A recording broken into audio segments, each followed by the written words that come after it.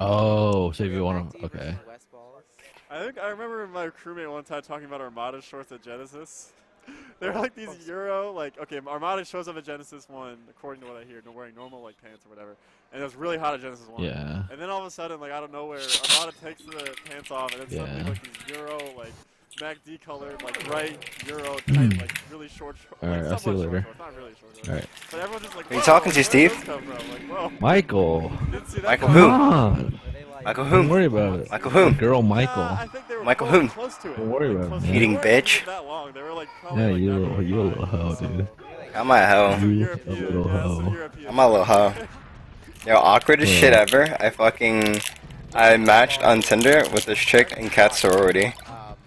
nice. It's so awkward. I mean, this was weeks ago. It's not like I'm actively Tindering, you know, but Come on. I just Come remembered on. shit was You should awkward. tell Kat. I told her, I was like, just so you know. West Balls kind of dominated. Ah! So it really has worked Hey, out. Brady, let's go. Yo, Yeah, what's up? no. Like I hope Mac Let's D go. plays like he did. Let's go what? Get Let's on, go. Her nigga. get on Yes, Hearthstone. yes. Dude, I need. Okay, this homework's due at 11, so let me finish this. Oh, shit. Down smash. Yeah, you have an That's such a- hour. that's an inside I joke. know. That's Alright, so like, we're look just at gonna this. spectate the game, we're gonna cast You're over, gonna get right? down Or not smash. Look at cast, what but he's like doing right now. analyze. Alright, I'll be popping in and out. Like, I'm watching half-heartedly. At once. Alright. And Mac D can down smash anywhere, and he gets hit by it. Doesn't like shield drop, waveland, shine. Damn, holy shit, League of Legends has a lot of people in it right To now. his face, I'll always be like, Yeah. wow, Fox Okay, is who garbage. are these people? I always do. I always say that, but right now, Are they everybody in there he's gonna have to playing? watch the VOD I to think they find are. out that I think his Fox is actually like the sickest Fox ever. He's already trying to do his shield drop waveland on the platform. Plat 3, baby. So proud of you, man. Thanks. Look at that. There's no point. There's no reason to do that. Worked Okay, really this is hard nutty for already. it. So many nuts on the screen right now. Oh, they traded. Oh, he wants it. Oh. Is this balanced? Yeah, they have a Man, plat they 5. both look, despite their whack and play, No, I played all these people being. Dude, this plat's gonna destroy everybody. No, Parthenax was plat 3 last season. Oh. Rick Mahan just hit plat this season. Pretty tricky DI. You have to really Okay. I think he waits trying to have shield though. I think it might have been his nutty shield drop shine waveland. He did it really quickly. Yeah. You might be right. It's so hard to tell exactly what he's doing. Alright, let's just go. Unbalanced They made as that fuck. Giphy Who's and unbalanced, fast man? melee. They should have just really highlighted. Yeah, honestly, these teams are pretty balanced. Like, I don't know what they're talking about. I think they're just I trolling. love you watching know? the Kane Yeah. combos too. That's another factor of why I love this. Yeah. Kane does the coolest combos on Alright, watch. let's start this game. Okay, that was When y'all are ready. okay. And maybe I should close my door. It's loud as shit out there. That was alright. I mean, he got the damage he needed. It wasn't exactly swag or anything. Oh, what an air dodge. Doesn't matter. Oh, it's so like McCain. He actually needs a combo video. I don't think he has one. He needs one. Alright, I shouldn't play Hearthstone then. Hey Guys, we're in game. Have We're you in started game. recording yet? Mistake. Just out of the range of. Bro's not even here. Ah. So you backed up every time that happened. Wonderful. So I guess. Alright, so we have bands coming out. You gotta be aware of like obviously, like, I don't see any bands. You gotta be aware of the tools. Fox Everybody is Johnny. DC'd.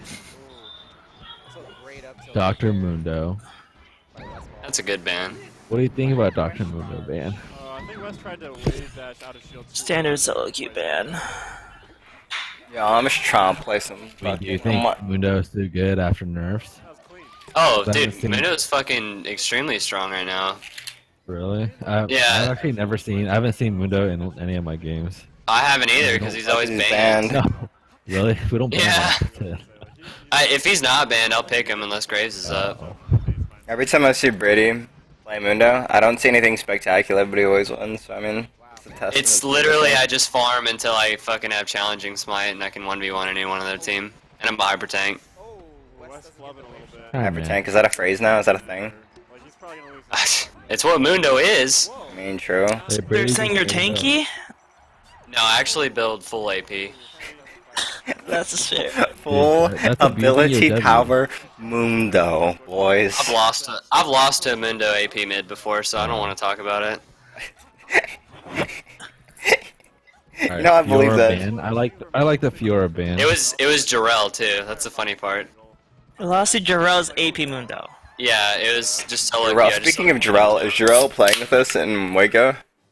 I asked him. Oh wait, he said he'd have to like.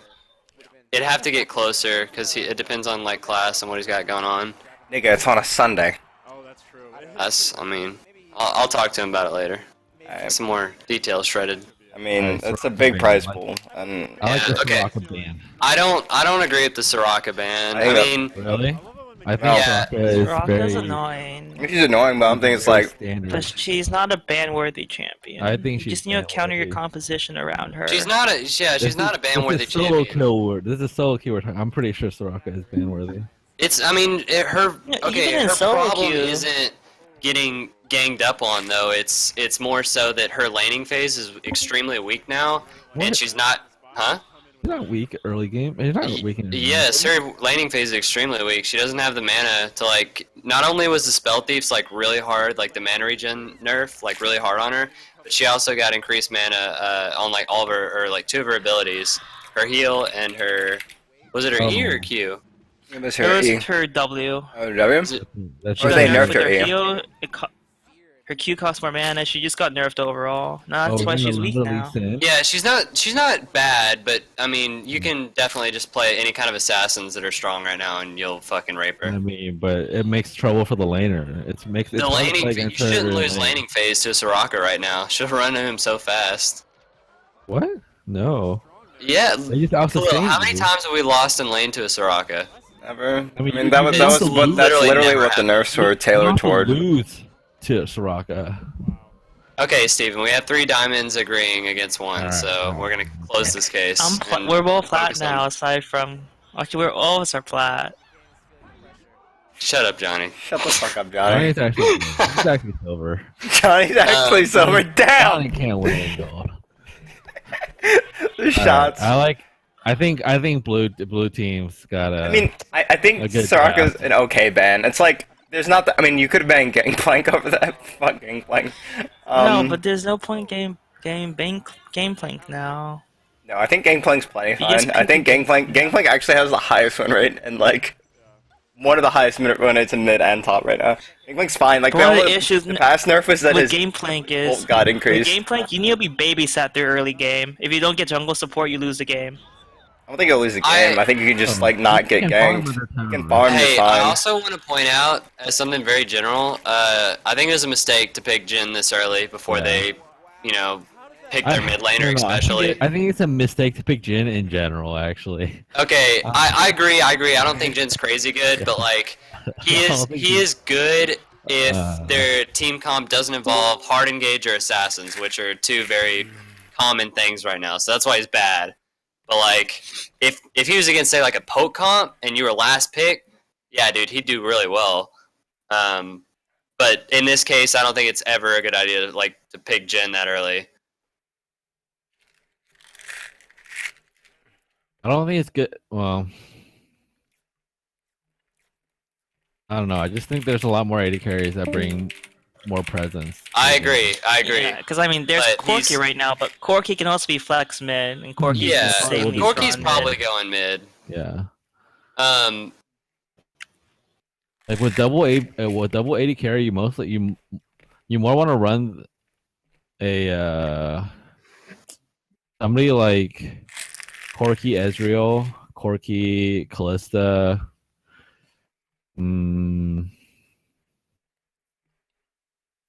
Actually, anything but This- Jin. This Vi Hover is Anything a with really Jin. good. Is really good against their comp. Like that Yeah. will absolutely shit all over Sona and Jin. So that'd be a great pick for their I comp. mean, also, I think Purple Team is severely lacking in the frontline department. If you're gonna run 280 carries, like Yeah. put something that can stand in front of them. Because right now, what's The- gonna the happen is, support should have been either Alistair, Trundle, or even Thresh is or fine. Braum would be decent.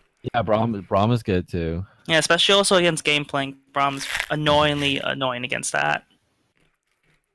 because if you press E, you can block his Q from proccing his barrels, and that's as a game playing player Wait. that's annoying. So it's Anivia. So it's Corky top lane. No, it's a quirky mid. So it's Jin top lane. No, Anivia's mid. But Anivia won't go Anivia's- mid. They don't have front line. So Oh, just no, off. I don't think they are looking to pick. So it is a Jin top and a Corky AD carry. Or Corky Okay, top. so the issue about Purple's team is they have no front line. Vi is going to press R. Gameplank's going to press R. MF's going to press R, and their team's going to melt. But we'll see what happens because if they get off to a really strong early game lead, they're going to win the game. Yeah. Mm, I feel like unless all of blue team like suffer severe aneurysms or lose functioning of their arms, like maybe they have strokes while playing. I don't. Khalil, why do you always go so far as to say that people don't have arms? That's like the meanest thing you can say. I don't know how else to explain You're how literally purple saying team's gonna that. win. You're I mean, a guy literally got to saying. diamond playing with his feet. Oh, remember? It's like some. I Reddit mean, post. you know, there are exceptions to the rule. You know, maybe you do lose the functioning of your arms and you still fucking pull it out, but it's just at the same time. What Snips? Is that Snips? That's You can Snips. say what Snips as in like I just Snips, got in. I won 7 games in a row, and then you let me down. That's not my fault. Actually, I don't even remember what happened that game. Honestly, I was so tired. No, Actually, what is this? Does this heal? The top laner is gonna bring heal. You talking about the? Well, I mean, if you what, I the were 30 playing Jin top, I would probably run like Ghost Splash. Fuck a heal, man. Yeah, Ghost is really. I will really run fucking good Ghost on Jen. Exhaust. Like talking about that 30 CS to 90 CS. I guess the Olaf is. Yeah. Oh, that's what happened. That's what happened. I told you we were gonna get shit on. No, not that one. Not on. The last ranked game we played, where I was playing Jax. Oh yeah. Oh, Right. when the fucking Singe was 5 lows ahead of me. Yeah. Purple's team's comp is ass. Like I don't know how else to explain it. I mean, if you remove the Jin and engage a tank top lane like a Malphite actually, and them to be presentable, actually. that'd be heavy AP, but still better than It's better than what they have right now. what they have now. I guess we should do runes. Actually, I'm not doing fucking runes masters anymore because that shit takes forever. I'll point out shit that I think is straight up dumb. Like that's Alright, let's fine. look at But you runes guys should just masters. go to fucking probuilds.net. Like this is the disclaimer. Use probuilds.net. If you don't know what to build, go probuilds.net. Like I can explain nuances, like perhaps why you took scaling AP versus scaling CDR in certain matchups, or like flat magic resist versus scaling CDR, or maybe this person's using armor blues and health yellows. Like I can explain decisions like that and give you insight on it. But when people just blatantly don't even pick the right runes at all, like that's just not even trying at that point. You should really just go to pro builds and find out what people are using. Something else I want to note too is like in terms of ban phase, the champions I think are really good bans like Mundo, Fiora, Graves, Tom. Those are all really good bans, and I would definitely ban them. But instead of the Jax Soraka, I think it probably would have been better to focus on definitely Kindred. She wins solo queue games just because of how strong her early game is, and you could replace the Jax with I think probably I would say take even Malphite. Lulu, just because you can I pick Lulu early, and she basically can go anywhere and win any matchup. Yeah, but you also gotta remember this isn't Diamond Elo. I agree. I would ban Malphite. And oh yeah, How Steven's right. brainless the champion is. No, and the fact that- Steven's 100% right. Like if you get Malphite, you basically win the game. It's No, you if you're don't. stuck- no, if you're stuck with top lane and you don't know how to play. no. If you know how to play Malphite, like if I know, because Malphite gives you strong engage. he like okay, the thing with Malphite is like if you know how to play him, where people go wrong is Just they wait- try to wait play engage. aggressive in lane with Malphite. You don't do that. You literally just sit in lane, you AFK farm, expend mana to farm whatever, and you just gank other lanes with your ulti. Like you don't even ever get the idea of killing your lane. That should never be in your head. You should just always be running around, just ulting people and then teleporting back to lane. Like people don't realize how strong Malphite is if you just build him as a tank and don't even worry about your lane. You just help other lanes. And it's like late game comes around and you still have that really hard engage to catch people, which is where solo queue mistakes are always made. It's just he's such a good champion and everything that solo queue should be. People just play him way too aggressively. Like that's how you lose.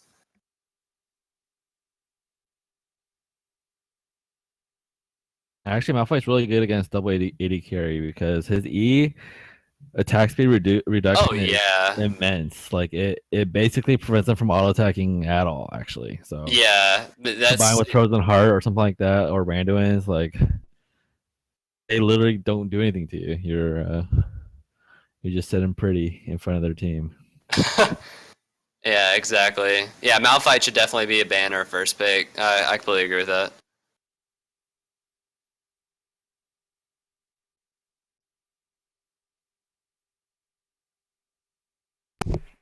Is this for TAMU LOL Academy? Yes, this is for TAMU LOL Academy.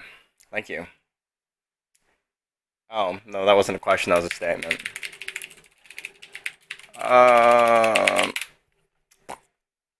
Can't tell. So wait, I have a question for these academy games. Are people playing what they want, like just to, I don't know, maybe not mess around, but like not play for a team, like towards a team goal, like because clearly I think Blue's team, like their draft is actually really, like if you think about the comp, it's actually really good in terms of they have disengage and they have extremely strong engage with GP and Vi, and then because combined with AoE, like AoE is one of the biggest points that a lot of people lack or don't focus on, is how much. No, I would prefer drafting a Victor over a Zir at this point. No, but Zir wall is okay. Maybe not against the other team. Maybe against Victor might not be better. It might be better in this situation, but like because you need burst. I mean, Zir does. Azir doesn't burst as hard as Victor. No, that's true. Maybe Victor is probably a better pick here, especially against 280 carries without engage on their team. It's definitely Victor's a better pick for sure. Yeah, because right now it's blue team's game to lose just because of how bad the draft went is for red team. I mean, generally people play. I mean, sometimes people will decide to make comps based on like for the sake of the team, but I mean, it's really what they want to do. I mean, the only person I think that really drafted selfishly is Tensuke. I think all of them all the rest of them have at least like viable picks, but Tensuke does this in like all the games that he plays in. So. No, but this is Corki top lane. No, it's Jin. Oh, it's Corki top. Corki top lane. Well, when the Corki versus Gameplank matchup, Corki loses because Gameplank has a free lane. And that's not okay. Actually, no, I think Corki could be okay. No, but if you can't punish Gameplank, if it's a standard 1v1 lane, you lose the lane then. Why can you not punish Gameplank? Corki doesn't have enough damage to outburst Gameplank. You don't have to burst, you out DPS him. You don't out DPS him because of the Grasp of Undying. Okay, so GP walks up and Qs you. You don't just let him Q you and then let him walk away. You auto him back and throw a Q back. That's the biggest thing people don't understand. Yeah, but you don't walk up and Q him. What? You zone with your barrels, and then like whenever Corki goes in and make a bad trade, you can force him off it, Corki can and you can just get away barrel. with having the lane for free. I don't think Gangplank wins that at all, actually. He doesn't win the matchup, he doesn't lose the matchup. I think he 100% wins it. Like, Gangplank is a melee champion, he has one ranged ability. Like, you can zone him with barrels, but Corki can kill the barrels before, like, Gangplank has to use his Q cooldown to kill the barrel, where Corki just autos it. Yeah. I think that's completely free for Corki. Corki has an escape, Gangplank doesn't. Like, I don't think that's a free matchup for him. What I'm saying is Gangplank's gonna win the matchup simply because he's gonna get a pretty free lane. I don't see why you're free. Like, if you're gonna make that argument, you have to say why. Like, there's nothing free about it. Okay, Gameplank can farm up with very little pressure. That's what makes the lane free for him. I mean, Okay, hold on. Experience and doesn't understand the lane matchup. That's one thing. But if you put two experienced players on both champions against each other like that, I promise you, Corki will be able to come out ahead. GP cannot stand Corky autos over and over and over. Yeah, but you never take free autos over and over. That's dumb. Okay, You take so free autos, you lose the hold lane. on, hold on, look. Okay. The thing that we need to look at here is, of course, this matchup, like in a skilled matchup where both players know exactly what they're doing, Corky does have the range, and GP is usually strong in matchups that he can auto-attack and stay in combat long enough to get his Q off for the whatever talent, okay? He shouldn't be autoing enough to keep that active if Corky knows how to just constantly shove in autos and shove in Qs. This is definitely a Corky favorite matchup, and I know, Johnny, you know your matchups, but like, in this situation, GP should never be able to utilize his passive, and he should never be able to get damage off on Corky other than Qs. Passive. He farms, and he wins because he farms. No, he shouldn't be able to. Like, he should have to use his Q on max range and still take autos from it. Yeah. And like, Corky's not losing anything. He's still getting his CS. GP's using all of his mana to CS, and he's taking damage for it. Like, anytime you have to take damage and use mana to get CS while the other person just gets to auto, you're losing the lane. Yeah. Okay, maybe we have different definitions of doing okay in a matchup or winning a matchup, because my perspective is, if Corky does that, Corky's just going to push the lane. That's fine, he has Valkyrie. Why would he push the lane? Huh? No, Johnny's right. Because, no, Johnny's okay, right. He's gonna queue because if Gangplank's you're not going to autoing. queue to harass me, you're going to push the lane, because I'm going to... Not only that, but you are going to be taking minion aggro every time to time. So, no, Johnny is right. You're going to push the lane, but that's not a problem for Corky because he has his W. It's not, like, if GP ever pushes, he is way at a higher risk of getting ganked and dying from the gank than Corky is from pushing. Oh, dying from what? Lee Sin, they have no CC. Okay, and Lee Sin will destroy you. It doesn't matter about the CC. But You have 2 high burst damage champions. And he's not gonna have to burst. You can survive the first gank, and you'll be fine. Then you have the jungler camp you. Yeah, and you'll definitely lose your flash. Whereas you won't lose your flash because you're not gonna be pushed that far against a Corky. No, Johnny, you're missing what I'm saying. I'm saying the risk of Corky pushing is less than that of GP pushing. I'm not saying that GP will be, but I'm saying if GP ever does, the threat of a gank is way more severe for him than it is for Corky. But but I think what I'm trying to say is Corky's gonna push the lane, but he's not gonna win the lane because CS isn't gonna. It's pressure. Corky generates pressure when you shove somebody to their tower. That's called generating pressure. And when you generate pressure, it forces the jungle / other laners to respond to that, which frees up your other lanes to do whatever they want to do. And not to mention, this Corky, I mean, he's doing a great job right now, but he hasn't even abused the fact that he's playing Corky into GP as much as he should have, and he's still destroying GP. Like, if I was playing this Corky, I would have harassed GP way more than he has. And at least zoned him more. Yeah, and when you're not freezing at this point, you have to stay in front of your minions so GP cannot auto attack. Like right there, perfect. Like yeah, that was absolutely perfect. That's exactly what you need to do as Corky, and that's. Yeah, but that was more of gameplay messing up the entire. I don't think so at all. Like he has the amount of counterplay that he has is negligible. At best, Gangplank can harass this queue. Alright, he goes up to harass this queue. That's the end of his harass. He has nothing else to trade with. Like, what is he gonna do? Walk up to him and start autoing him? No, that's not gonna happen. Like. Gangplank will never win that matchup in a million years unless Corky is just not auto-attacking. Like, even if he pushes the turret, like, Corky can push the turret, Gangplank cannot push the turret. Why can't Gangplank push the turret? Because Gangplank has no escape. Corky has an escape, he has superior poke. Yeah, but you're not going to push a turret as Gangplank. Your whole purpose is you will. You just said you were going to harass with barrels. You harass with barrels, you're going to push the wave. I'm going to stand in my minion wave while you're using barrels. You're going to walk up to auto-attack? He uses a Q on you. You use a barrel on him and you push it away. Hold on, let's get out of theoreticals. Because we're just talking about overview of these matchups, okay?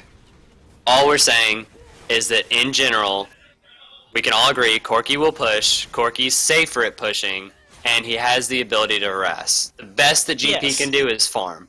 GP won't get any kills. And my argument is, if you don't push down Gangplank down 2-3 kills, you don't harass him down in laning phase, he's going to be a tyrant and start carrying the game.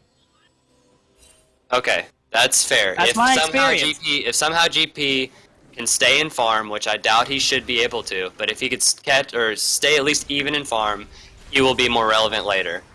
I just think Corky's going to have more pressure with package backs right now, and yeah, so that's why he wins the lane if he doesn't get behind. That's not winning the lane, that's scaling. That's not winning your lane. Winning your lane means that you're up in CS, you're up in kills, and you're applying more pressure on the other player. Staying in your lane and farming is not winning the lane.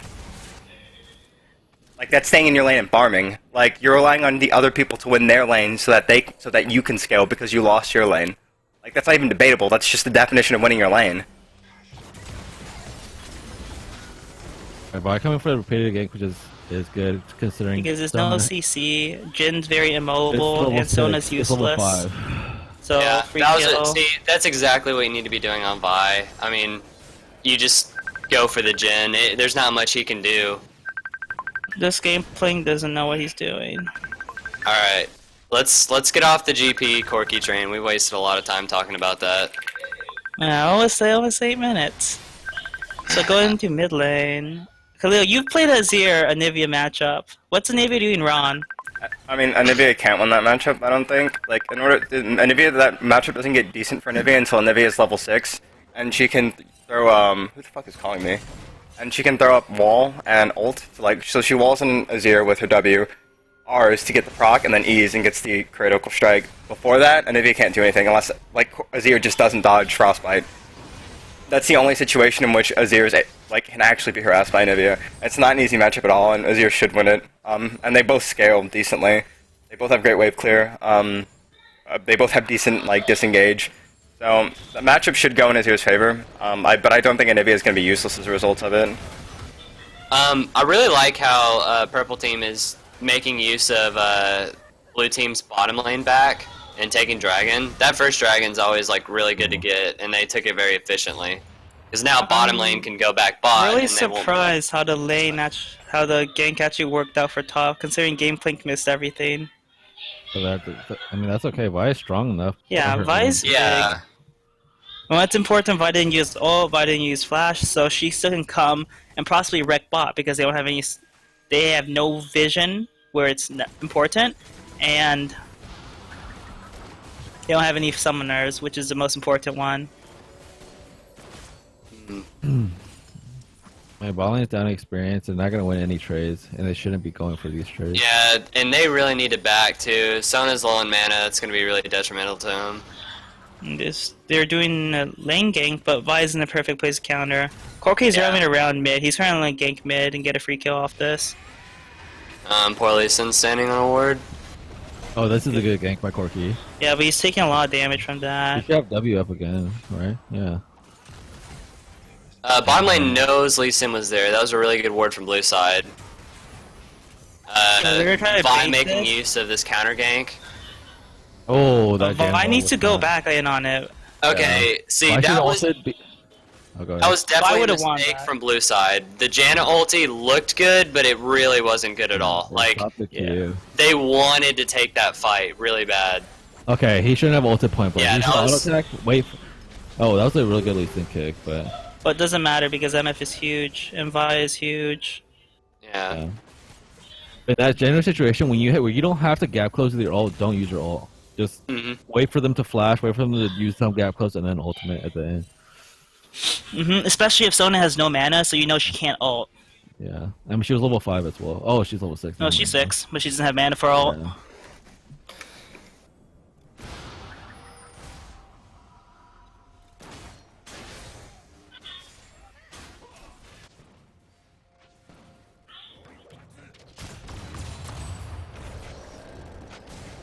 Oh, that was just a waste of 3 barrels.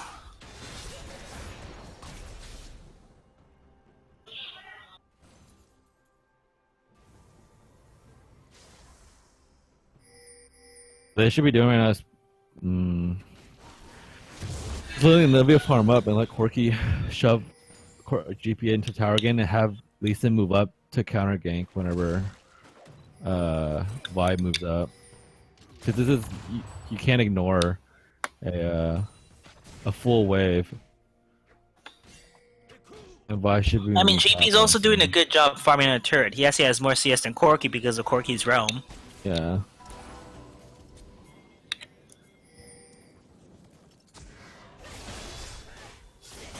Oh, this is a risky play. Might turn out well though, because Gameplank's gonna be slow in the rotation. It's 1 kill over. Nice. That was not. I don't think that was necessary, but definitely secured it. So that was, which is good. That's good. It was flashy, so that's what counts. They shouldn't have done Rift Herald without having a pink or a sweeper to clear it. Especially when they've noticed that too. They had the vision of Anivia Lee going to mid, and they saw that they should just back off immediately. It's like you're just trying to do risky plays, and then you blow your lead.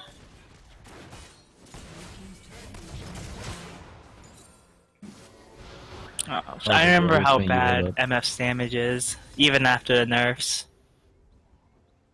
She's just a pretty brutal lane.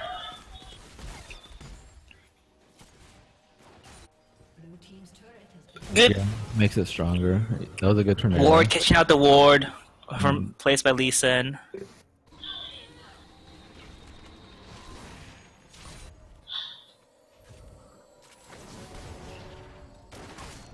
But Janna definitely amplifies MF's damage by a ton because everything scales off of AD now.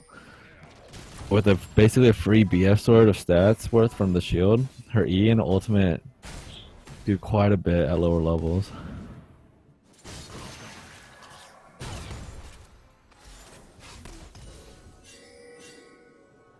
You saw last bounce, what, 300 damage for 1 Q? From a bounce? It's pretty painful.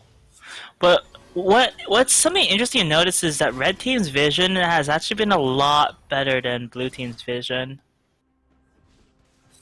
I think it's mainly because of Lee having a ward thingy and Vi not having a ward thing. So Vi's not putting out wards, but while Lee is doing the same thing. It's somewhat noticeable. Especially if you go back a few minutes, you saw the Rift Herald, you saw those wards that are over Baron Pit. That's what kind of just gave it away. Okay, well, I'm not sure what the MF ult was for, but maybe to They're kind of back, so they just want to hard shove the lane. Blue needs pinks. Vi taking blue from Azir. Yeah. Is he also taking a tank Krug away or Frog away? He's not.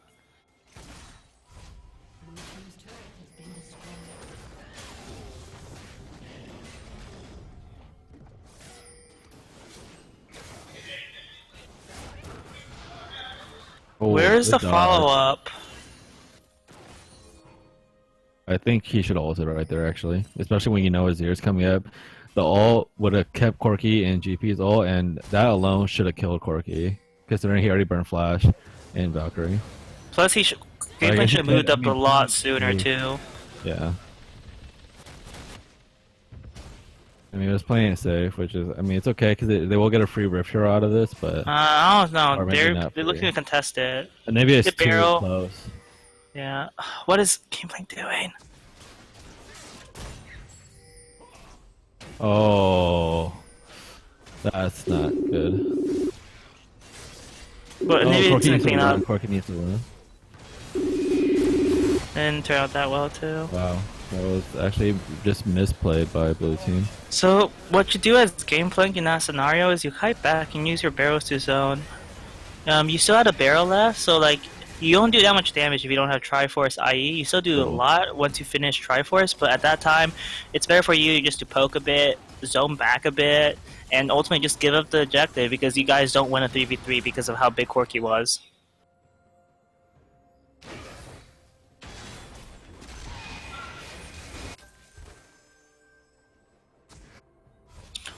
Oh, a lot of damage bot lane. There we go. This is good. The TP was unnecessary, but if they can get a tower for this, then it might prove to be. Especially as blue side doesn't know that TP exists.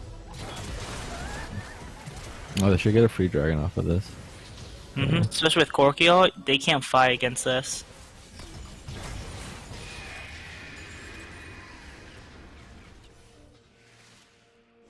Well, they do have to be careful. Sona has no ult. And they're low on mana overall. But Corki should have been there a lot earlier. I don't know why he didn't. There we go. They can probably kill MF again. Actually, if Corky has, yeah. No, he has W for another 20 seconds. No, he has his package. Yeah, his W, his ult W. He's gonna look for a bombing run here, but it's not a smart idea. Oh, they can. Might Oh, it actually turned out well because of Jin's ult. The Jin didn't hit any of them, so. Yeah. So in that scenario, as Jaina, the moment Corky W's like that, you CC him because he's gonna get just knocked up, and you and Noah can burst him to death after that. You should be able to kill. Oh, good flash. Good. Nice. That was a good kick. Flash kick. Really delayed ult too by Game playing for disengage. Jana should have ulted. Oh, Jana didn't have ult. Jana ulted to heal, try to stay in lane. I mean, you can do it, but it's not worth. Oh, big mistake by Azir. Okay. He's almost gonna die. Oh, he dies to a trap. Was that a trap or was that minions? It was minions. And he dies to minions. But GP is getting a lot of farm off this and almost got the second turret down. But really, blue team just needs to group. Their team comp is focused around team fighting, and if you're gonna if you're gonna try to fight them 1v4 or 2v4 kind of thing, just because I mean, in skirmishes, Lee Sin, Corky, they're the master of skirmishes. Sona is also really strong in skirmishes, but and you have Azir, you have Game playing, they're masters of team fight, especially MF. MF is strong in skirmishes, but her strongest strength is probably team fighting. I mean, would you say so? MF is one of her strongest strength is team fighting, because she's also really strong in skirmishes too, because of how her Q works. Overall good, but the only reason why it makes it her only downside is her mobility. But if you're winning, if you're skirmishing with the numbers advantage, then it doesn't really matter. Like you're not gonna be threatened on getting things on or gosh. Poor Selena. Just a good pick. So red team's vision control is I said it was good a few minutes ago. I lied. It sucks. It's just they didn't replace the old wards that went down. They should be able to clean up. The Corky's huge though. Alright, let's see if he. They're just gonna actually land the ult. Nope. No.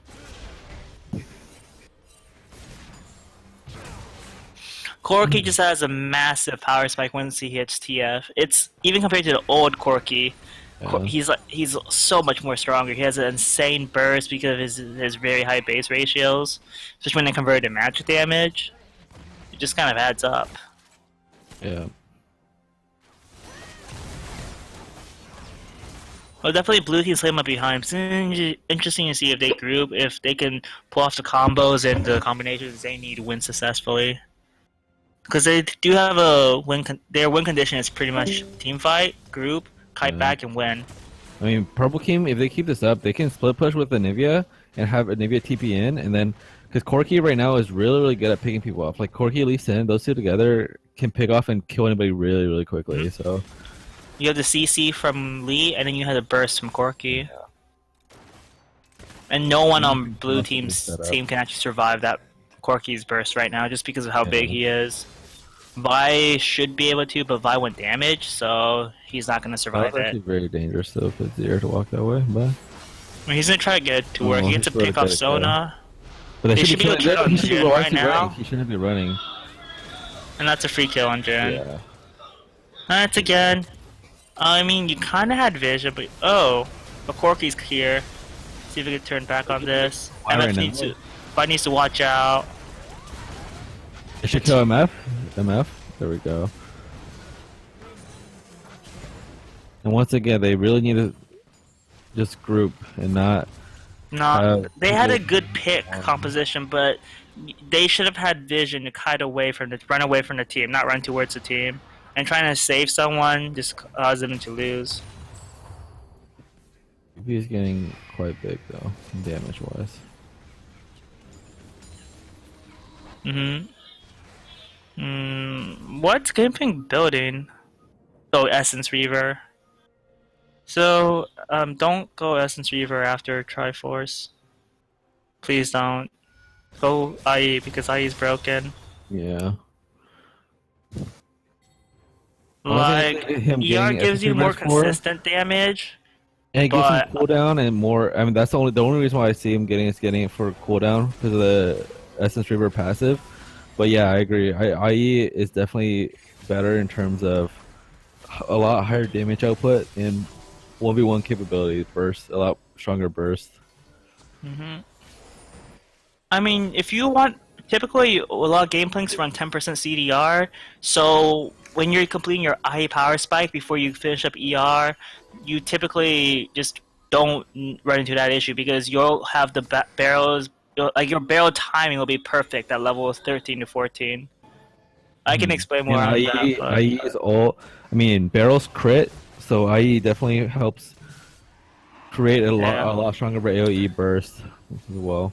he also has to save up his barrels for team fights because this is a lot of criticism. If a lot of people play with Gameplank is if Gameplank uses up his barrels, he can't team fight. He has to let them regen a bit.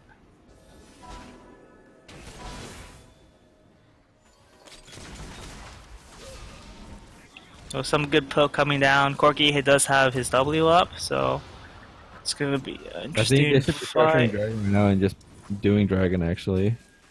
They stop playing around with it. They need to make something happen before top lane gets pushed in. Well, Corki is okay. Azir suicided, but good ult. They just need to turn on Corki right now. Diana right here, which is almost okay. That was good. And why is Vi doing red buff? Okay. Okay, so look, let's go. I'm gonna go zoom back in the fight for a short time. Was Vi actually in the fight? No, Vi was too busy doing red buff. Okay. That's a pretty mistake right there. Yeah. They need to be coordinating calls. Like, if you're not going to contest Dragon, make sure that everybody doesn't contest it. Gameplay just wasted his barrels too. He has. I can't see barrel stacks in the client. That's really unfortunate. Yeah, there's just compounds on a bad fight. I mean, they gave me something not over because MF, GPE, and Azir have really good wave clear in general, so it's easy to stall the game out for late game, especially with a comp like that, a high damage comp. Plus, despite the kill disadvantage, it's only 3,000, 4,000 gold. 4,000, I can't do math. It's pretty big, but it's not that big, especially if you see a lot of gold is focused on Corki. And Corki, he's really strong, but he does have a late game trowel. Like, he simply gets outbursted by a lot of AD carries, especially if you're going to Essence Reaver build and you cut Triforce, or sorry, IE. They should build IE towards the end of the game. What is Gameplank doing? Right away. Yeah, And he's gonna die for free as normal. Yeah.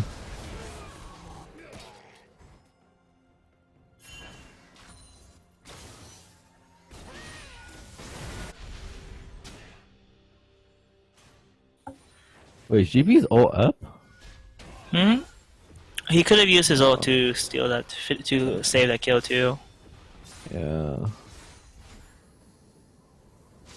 Especially, there's no need to chase dangerously. The ultimate should have actually helped zone them off that first tower because he was in between the two towers. So if he ultimate got the kill, and it would have killed the wave, and then also prevented them from walking up, having purple team walk up.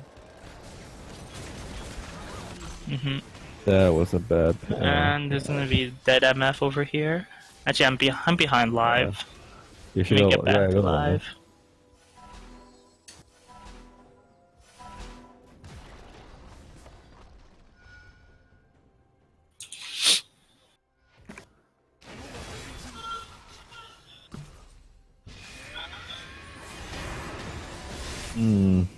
She shouldn't be committing to this knowing that Nivea still has egg. There you go. It could pressure Baron actually right now if Corki moves up. Or take second tower. Yeah, take second tower and then go Baron.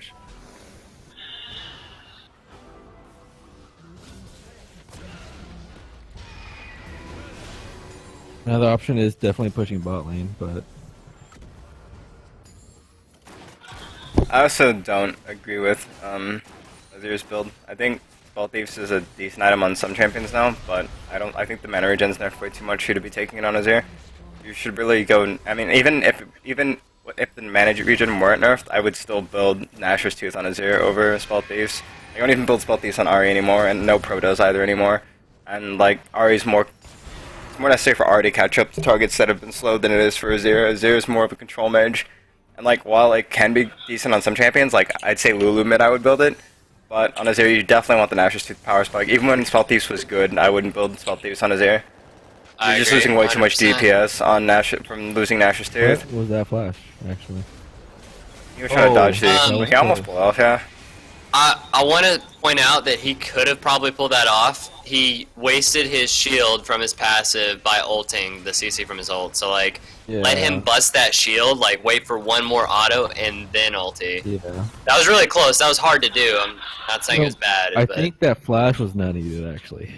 Yeah, he used to like dodge the big one, or the phosphorus bomb would have been fine. Either you flash away, like commit to running away, or you try to do the outplay. Yeah.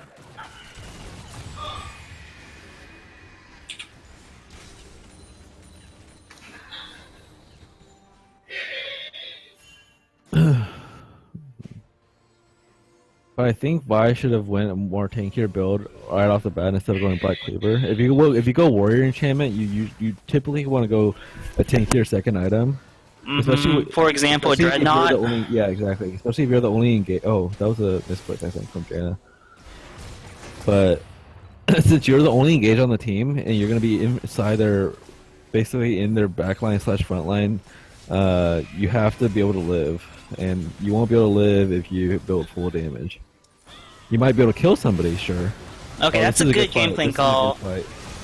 Yes. This is a really good fight by blue team. But they can't overchase, just make sure that they don't because they fought without Corki.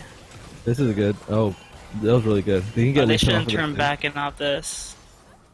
Nice. MF might be getting their kill off this. MF shouldn't chase. They shouldn't chase because Corki's coming. Oh, that's true. Corki was they can force a Baron off this because they have a 2-for-5 advantage. But Corki I should not be bot lane right now. I should shove up mid with the team. That was not a Baron. Yeah. Because if Vi was mid, you can force a Baron. A 4v2 should be easy. Or you can force a hard pick just because you're a Vi. Even though your ult's probably not going to be up, you can force them to overextend and you can probably get a pick off that. And Lee Sin is very low, so it was definitely a 4v2, but basically almost a 4v1, considering how low Lee Sin was. Yeah, and you're gonna be look how much damage that they did. That's Lee does a lot of damage if he can land his ult on what, 4 people, or was that 3 or 4 people? It's pretty interesting. Yeah, he ulted and hit a lot of people. Okay, Corki's gonna go in. Jin's gonna force it back, I guess. Has Jin actually landed anything with his ult yet this game? I think they need to work on the directed camera for Jin because whenever he uses his ult, it doesn't follow the shots. Kill with it, but yeah. MF is getting really strong right now, and once MF finish IE, her ultimate will do an insane amount of damage. And what is Gameplan doing? He's breaking the 40 CDR cap with his current build. Yeah, he shouldn't have went Iodian boots if you go ER, sorry. Because since ER converts crit chance to pull down. Which is after you build Triforce ER, you have 40% CDR. Yeah. You should be building Swifties or not Ionians, Merc Treads or. No, you should go Swifties. You should go Swifties. Yeah. Oh, that's just a bad engage. This is not. It's gonna take a lot of damage, but Gameplank misses the combo, so you know that team survives.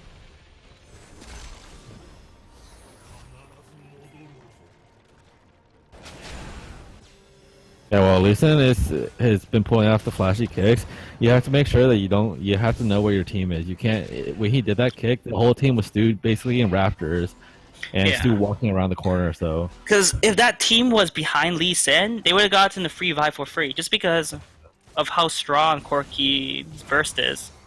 and like the whole team, they have Nivea, but the team wasn't with him, so turn it out for just being a few golden flashes. Yeah. Yeah, see, GP can full. Oh. Corki should die here, 100%.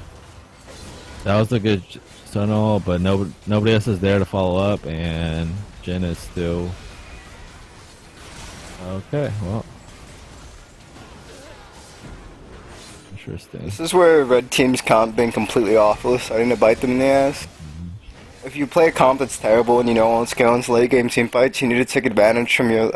First off, you have to win lane really hard, which they did. And then you have to abuse it in some kind of split push manner that forces the other team to never be able to actually group up and fight you.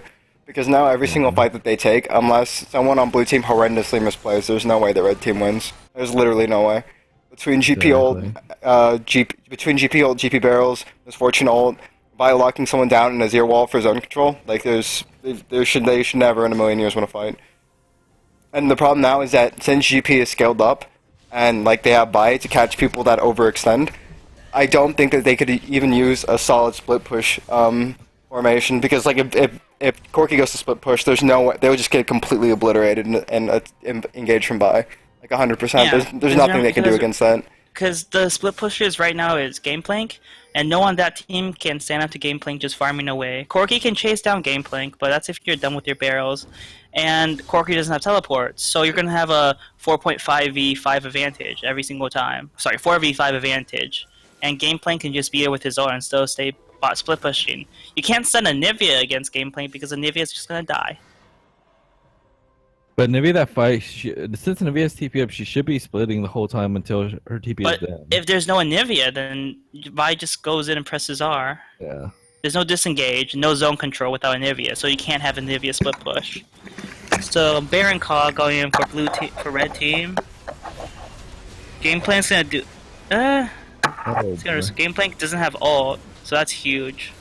Azir went back to buy, so that's a free Baron for red team. That's just bad vision and a bad buy. Whenever the team is missing for a long period of time, you have to either use Ghost or just make sure you always have blue trinket. Oh, yeah, nobody upgraded their trinkets. Only MF upgraded, which is a big problem actually. And same with red, purple team. 3 people haven't upgraded their trinkets as well. Yeah, blue trinket is OP. Holy moly! Rest in peace. That's Gameplank plus Azir. Yeah. Was a huge slow. Trying to siege against this comp is a very, very bad idea. Yeah, they have no wave clear. Now just gonna get a hard engage on. Yeah. Hard engage on Nivea. Nivea's dying. Blue team's comp is so good. Jesus Christ, the comp is so fucking good, man. No, imagine if Azir was Victor. I mean, I think Zer's still fine. Like he offers more zone control than Victor does.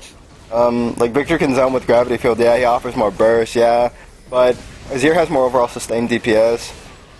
Azir also has more escapes. The question is, do you need sustained DPS if you have MF Gameplank? That MF needs to watch out. I don't actually got shield. Yeah. And that's game. Actually, that's not game. That's almost game. I mean, like an important thing to point out is that blue team just got the goal lead for the first time in the entire fucking game. Like this is how much of a game this red team could have had. Is that after all of that shit, they just got the fuck this bug. Just got the gold lead.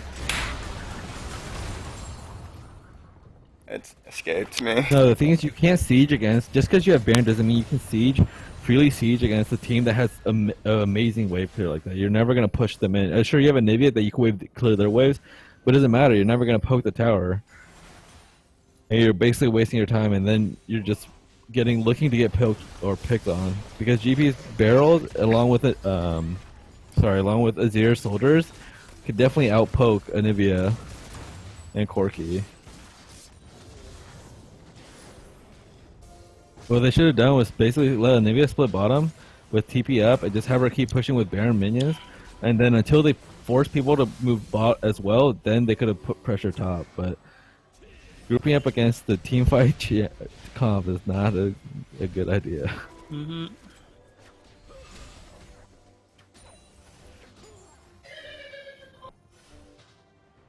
From what I remember, the guy was talking about in LCS for solo queues, ban blue trinkets if behind, otherwise yellow. I mean, that's largely because they buff yellow trinkets to where they're on a shorter cooldown, and since they aren't restricted by blue trinkets in the same way, that like blue trinkets can be seen and they can be one shot.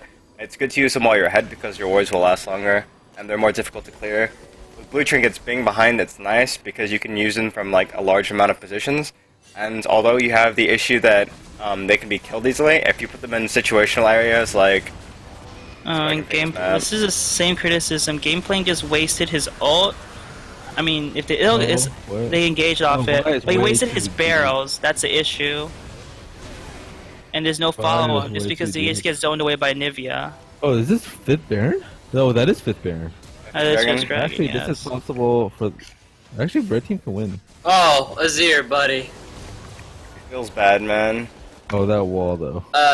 Also, I want to point out, in the case that you are playing Jhin, don't ever ulti that soon. Yeah. Like, he was point blank. It's auto attack. You do more If you would have saved your ulti as Jhin right there, you would have potentially been able to get one more kill on blue team because they were all really low running away. They should get they should get a hit off this for sure. And if they do get another kill off this, it's possible for them to end. But They can, and they have too much wave here from Gameplay. peel back. Oh, Nivea is doing quite a lot of damage actually. Oh, GP. Rest in peace. Fucking Lee Song too brave, man. Goki's gonna kill him here 100%. Oh, the Jhin shot. Oh, will he land one? Oh. Janna should be blocking these. yeah, Janna's like, good luck, bud. Janna's like, fuck you, idiot. I think Corky should have balked and he didn't. Yeah, because is a really, really big deal right there. a lot of things about Gameplink is his damage is very burst oriented. So if you if he has no barrels, he uses his Q. He's not gonna have any burst unless he walks up to you. And as Corky, you outburst him. Yeah. And like Gameplink is never gonna outburst an burst focus AD carry, especially if he doesn't have barrels up. Oh yeah, yeah. And that's the scenario. If he has barrels, he's obviously gonna outburst everyone.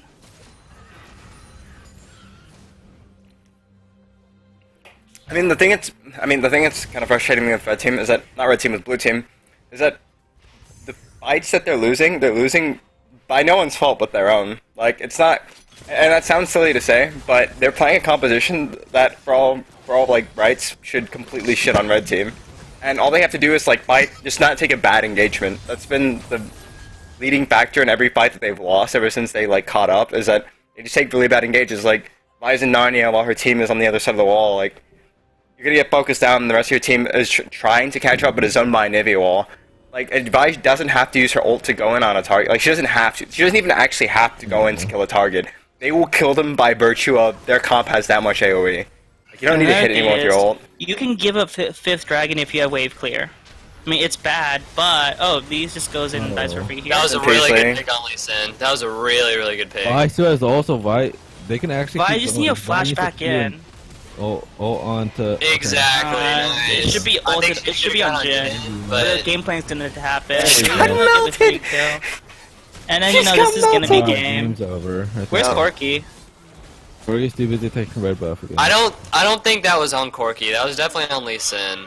No, he went in too far. And if he suicides like that, why isn't the blue team ending the game? Yeah, they could have definitely ended right there. Or I don't know about definitely ended, but I don't think they could have ended. I think they could have gotten an inhibitor if they tanked it, but at the same time, like, is Baron gonna come up soon? I can't see. Oh, it's my bad. I thought Vi was tanking what she was. See, here though, I feel like the better option would have been just like force down inhib, because if you can get inhib, you can. But this can also be actually this is more riskier than just pushing that inhib, just because Corky might be able to steal it. It's not likely, but he still can.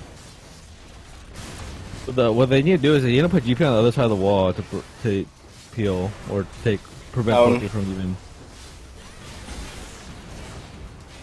Don't get overzealous there, bud. Alright, so now what blue team has to do is just like group, go top, push that turret down because it's 3 gold, and then either push mid or top. Like, bot slow pushing. You do whatever you want right now, just because your team is so superior. I don't know, like, I still feel like getting the inhib would have been more significant instead of Nivea. I mean, right now, I don't think just because you have bear buff, I don't think you should it'd be nice to get the inhibitor, but if it's safer to get free gold, just get free gold. You can. No, but the only reason why you want to go mid is because your inhibit is down. You want to make sure that they Oh, don't okay, get that's fair. a way to shove. Yeah. That's fair. If their inhibit was up, then yeah, for all means, but by all means, shove up mid and go top lane and take that tower. But Yeah, not to mention, you still get a lot of gold from the tower. You get more from Baron, don't get me wrong, but you get a lot more pressure And from for the game inhib. plank, what the hell are you doing using your barrels to farm when you already at max damage items? Give them to your team. Give them to Azir, who really needs a Void Staff. But wait, never mind, enemy team doesn't have BMR. I mean, that's still a It'll be nice to massive have. damage increase, because unlike the armor penetration changes, that's full magic penetration, it's not bonus magic penetration, so Void Staff's actually a really high DPS magic item. People underestimate how much And damage you Gameplank do. is using way too many barrels to poke. Ugh.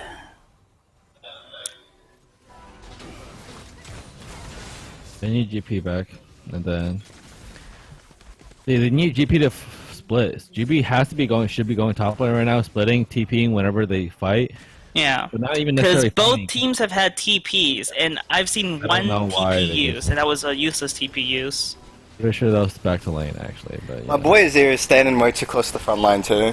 He plays way too far up. Way too far up. When you're playing Azir, you should not be trying to auto it. When you're poking the enemy team, you're not poking them by WQ autoing them. You're poking them by You're gonna WQing. WQ. You just WQ and like that's Wait. fine. That damage is fine. It doesn't take a ton of mana. It does good damage. You don't put yourself at risk. When you try to WQ auto, you're putting yourself like that, and you're just getting completely chunked out. they should be doing dragon, or okay, well, I mean, theirs a little too low, but I mean, This is another free 5th dragon. They had position of it too, and they just gave it up. I mean, at the same time, like a dragon fight, like they could completely I don't want to see obliterate the Red same Team. fight happen all over again. Why Nivea cannot beat- be Flies so over, far pushed deep flat, on- and There we go. Nivea's got the wall up.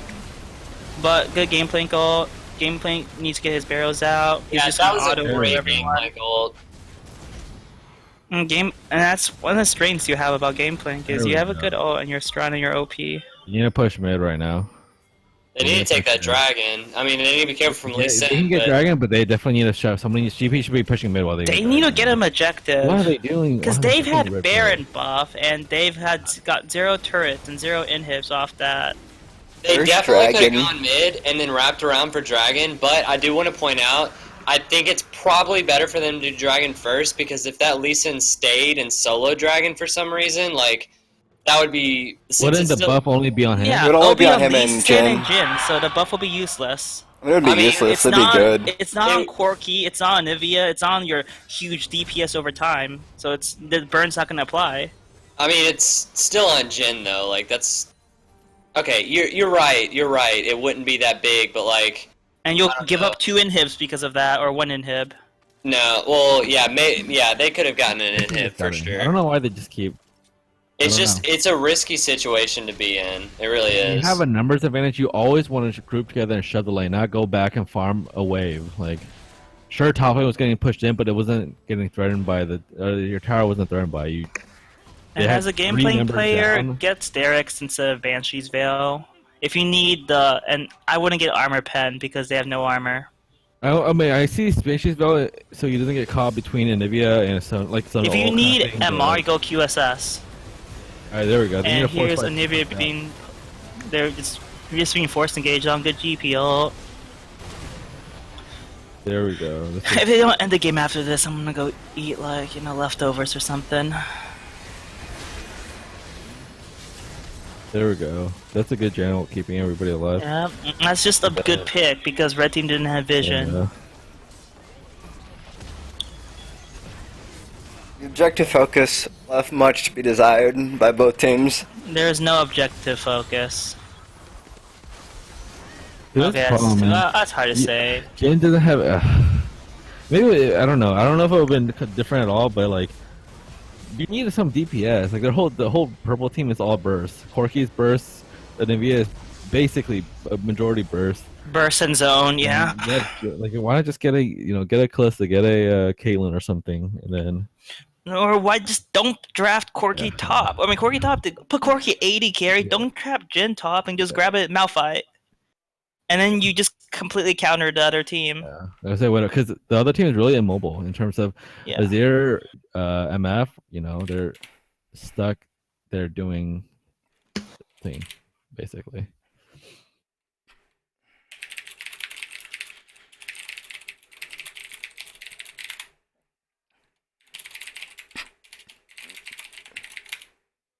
Time to go educate the plebes. Let's We see. can join their thing. Yeah, we can go talk to them. Just do one team at a time. Just like. Yeah, it's easier. Yeah. Or do you want to like split up? Yeah, we can do that. Alright. Me and Brady can get. Me and Brady will get team. What team do you guys want?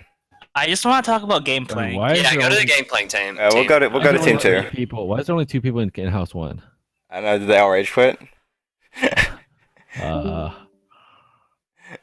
I don't know. We're in 2 then. Let's go. We're in team 2. Let's go. Team 2. The fucking the comp that did what no comp should. I'm gonna be real. You guys' draft. I'm dead inside. Was ass. Like, I don't know what the plan was. Yeah. I mean, like, I wanted to be Jesus nice Christ. about it and like maybe sugarcoat it, but at the same time, your draft was ass. We realized that. Hey, we're gonna give you guys credit. Y'all did fucking amazing for a shit ass comp. I mean, like, Corky was thank doing the you. work. It was Lee. I think your early game was good. I think your end of your mid game toward your late game, you gotta stop doing kick flashes when your team's out there, man. Like that will get you bucks so hard, and it did a lot. I mean, you weren't nearly as bad as the Vi that like extended to Narnia to try to get a pick on like Sona. Like, our team comp was so bad that we couldn't do anything about it when she did it. They would honestly, still win a 4v5. I'm gonna put part of it on fucking Josh for picking Jin. Like, you guys had no DPS at all. Literally zero DPS. Hold on. The problem is that Vi would destroy me. Well, we were talking comps and everything, and all of a sudden you just like insta-lock Jin. And we're just like, Yes. and fucked us over. You mean we're just like, wait. I picked We a have a guy champion who with can no do- escape, and Vi is diving me? What? What? yeah. No, that's the thing. Vi wasn't picked at that point. It was just Janna. No, I mean, you and can't this is pick- why we were talking. This is what I was saying in Champion Select when you lock Jin. I was like, honestly, Jin can be picked, but he definitely shouldn't be picked early. He should be like a last pick because he gets countered by Hard Engage and Assassins, which is like 2 very common types of picks right now. So it's like, if you picked him, he's just gonna say, okay, I'll just pick Vi, and you won't ever live. Like, you shouldn't ever live. Well, the counter argument is that if I didn't pick him, no one would pick him for me. Well, I mean, they probably would have done you a favor, actually. I have him. I mean, Yeah. Jen is just. No, I could've worked. Wait, Jiminy, you were first pick. You picked right before me. No, but Oh. I'm last pick. Yeah, I'm an well- idiot. Oh, you were Valvendir. Oh, okay. Okay, so, but just to be clear, don't just set your mind on playing Jin. If you really do want to rank up and you do want to get better at the game in terms of like overall, like rank and stuff, you need to be focused on AD carries that can apply to those situations where they do have a Vi or they do have hard engage. Like Jin is fun, I agree, but for ranking up purposes, just be a little bit more careful with your pick. What if I don't care about ranking up? Then I don't know why you're here. For I mean, kicks and giggles mostly. he's not wrong. I'm here to have fun. Okay, so Corky, you did really well. I feel like a lot of your elo game has a lot to do with how fucking busted Corky is, but at the same time, the good thing is that I mean, that's the thing, is that even though I think Corky is irreparably busted and I think you're abusing it, everyone should appreciate the fact that you know how to abuse that lead once you get it. It's not like you're winning your lane and then you're just sitting there doing nothing. You roam mid, you use the package really fucking well to like zone as your office. So he was just fucked. He just got knocked away because of your package and you guys just killed him. That was really good. But I mean, when you're carrying your team that hard, the burden shifts to you being able to close out the game. And I mean, honestly, I don't think that you could have once GP was able to full clear the wave with 2 barrels. Like, that's just how it goes. Then they have an Azir. But I think I think there are a few fights that you guys had that since you guys took them poorly, like one person overextending, like there was a fight in top lane that completely turned the game around where Corky wasn't there. Like, that can't happen. And then like you guys too often would go to farm waves that weren't threatening a turret instead of just pushing. Because once Corky was 6-1, you guys should have just fucking ran up mid, grouped as 5, and just ended careers. Because Gangplank wasn't strong enough to clear the wave. Azir was utterly worthless. Vi was overextending with ults, and Misfortune did a decent amount of damage. And honestly, I attribute a lot of this loss to Misfortune just doing a fuck ton of damage. Because even if Misfortune did everything else wrong, if Misfortune pressed R and like there was an Azir wall there, you guys were just fucked. Yeah, that's pretty much what they just. It didn't really matter if Vi overextended or not. Azir would wall, and then Misfortune would ult behind it, and we would lose. And Gangplank would ult. So like, yeah. While we're on Corki too, dude, you played it really well. But somewhere where you could play a little bit better is the very beginning of the laning phase. You were kind of feeling your damage out, and you're kind of feeling GP out. You need to be really careful. GP's basically win condition is if he gets autos and gets to proc that 4 seconds of his whatever talent tree. Yeah, don't worry. I played GP. I knew what he was doing. Yeah. Okay. So basically, you could have potentially harassed him a lot more in the first couple levels, and like you started doing it a lot once you started getting like level 4 and 5 and doing really well. But like, just for your information, you can punish him a lot harder. Yeah, I was worried about shoving the wave though, because if I do harass him, they'll push him under. Oh, you're gonna shove anyways, man. We were talking about that earlier. Like, but that's the cool thing about Corki is you have the survivability of your W. Like a gank is less threatening on you than it is on him. So you're gonna push the lane regardless. Might as well win. You know, True. You'll generate pressure for your lane too. And I mean, if you're forcing Gangplank under Gangplank's having trouble CSing and Gangplank is begging for gank. That means you're directing pressure away from your other laners. Like that means your Jhin that has no escapes might not die as many times. I'm messing with you so bad, Josh. But I mean, like that's a good thing when you. I mean, people bitch about getting camped all the time, but if you're getting camped all the time, it's a testament to how good your laning is. Like in terms of beating the other laner, it's just the burden is now to you to not die to those ganks. And I mean, since you're playing Corki, having a long ass lane like top lane kind of sucks. But at the same time, you have Valkyrie. So, I think you played really well. I mean, it's a tough comp to play against. Brady mentioned stuff you could do better. Bot lane, you guys were not trading too poorly. It's just you're playing a champion with no escapes. And, like, so Jin's good at trading in lane when it's not a skirmish. If there's a skirmish going on until Jin has items, I don't think Jin's a very good skirmishing champion. And that's going to... Yeah, I mean, and so that's going to be hard for you to come out ahead in those skirmishes. And since you have no escapes, you just kind of got butt slammed. And I think Jhin is not a very good champion. I think you played it decently. It's just whenever the enemy team has engages like that, and especially with Januslow, Janna, like knockup, ByQ, ult, like you're just not going to have a good time. I feel like he's better as a pick champ than he is as an AD. Yeah, because carry. the upfront burst is crazy. But the thing is, he has no DPS, and that's in general y'all's comp. It just had no DPS. Something to look forward to. Focusing on Sona, you played mechanically, you played fine. However, your build path was a little bit questionable. With Sona, you definitely want spell thieves. Like, don't get me wrong, the active is great. But you're constantly harassing, you'd be abusing the shit out of the gold generation from that item. And the mana regen. That's like the biggest part is like you would stay a lot of the times when you were super low on mana and you're basically starving for those Qs or starving for those heals.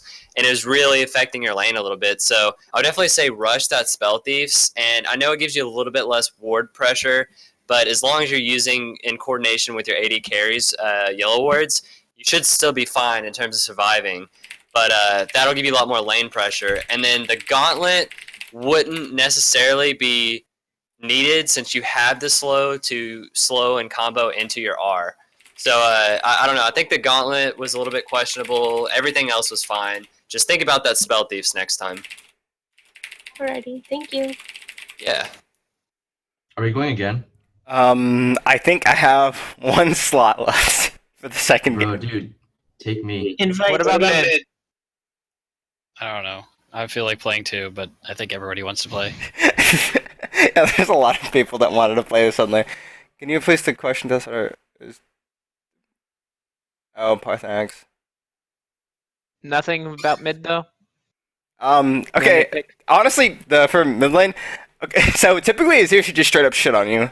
You have no counterplay to Azir up until level 6. When you hit level 6, the combo that you want to do is you want to wall Azir to where he gets stuck by your wall and he's facing you, and then you R and press E, and you win the trade. Yeah, okay. Before level 6, you were getting shit on, which is what's supposed to happen. I mean, actually, you weren't even getting shit on. You were doing pretty decently. Because the only way you can trade against Azir is if he like gets hit by a Q, which he shouldn't, and then you E him. So I mean, it's hard to get it's really easy to get poked out, and also he shoves the wave easier than you, and it forces you to last hit under turret. So your main focus in that lane pre-6 is that you want to make sure that the wave is you want to keep autoing the wave constantly, so that you're not stuck in this position where he's pushing you under turret and getting free. Yeah, and he's getting free harass on you. Your walls were good. You did a really good job at stopping the team from advancing on you guys after Vi overextended.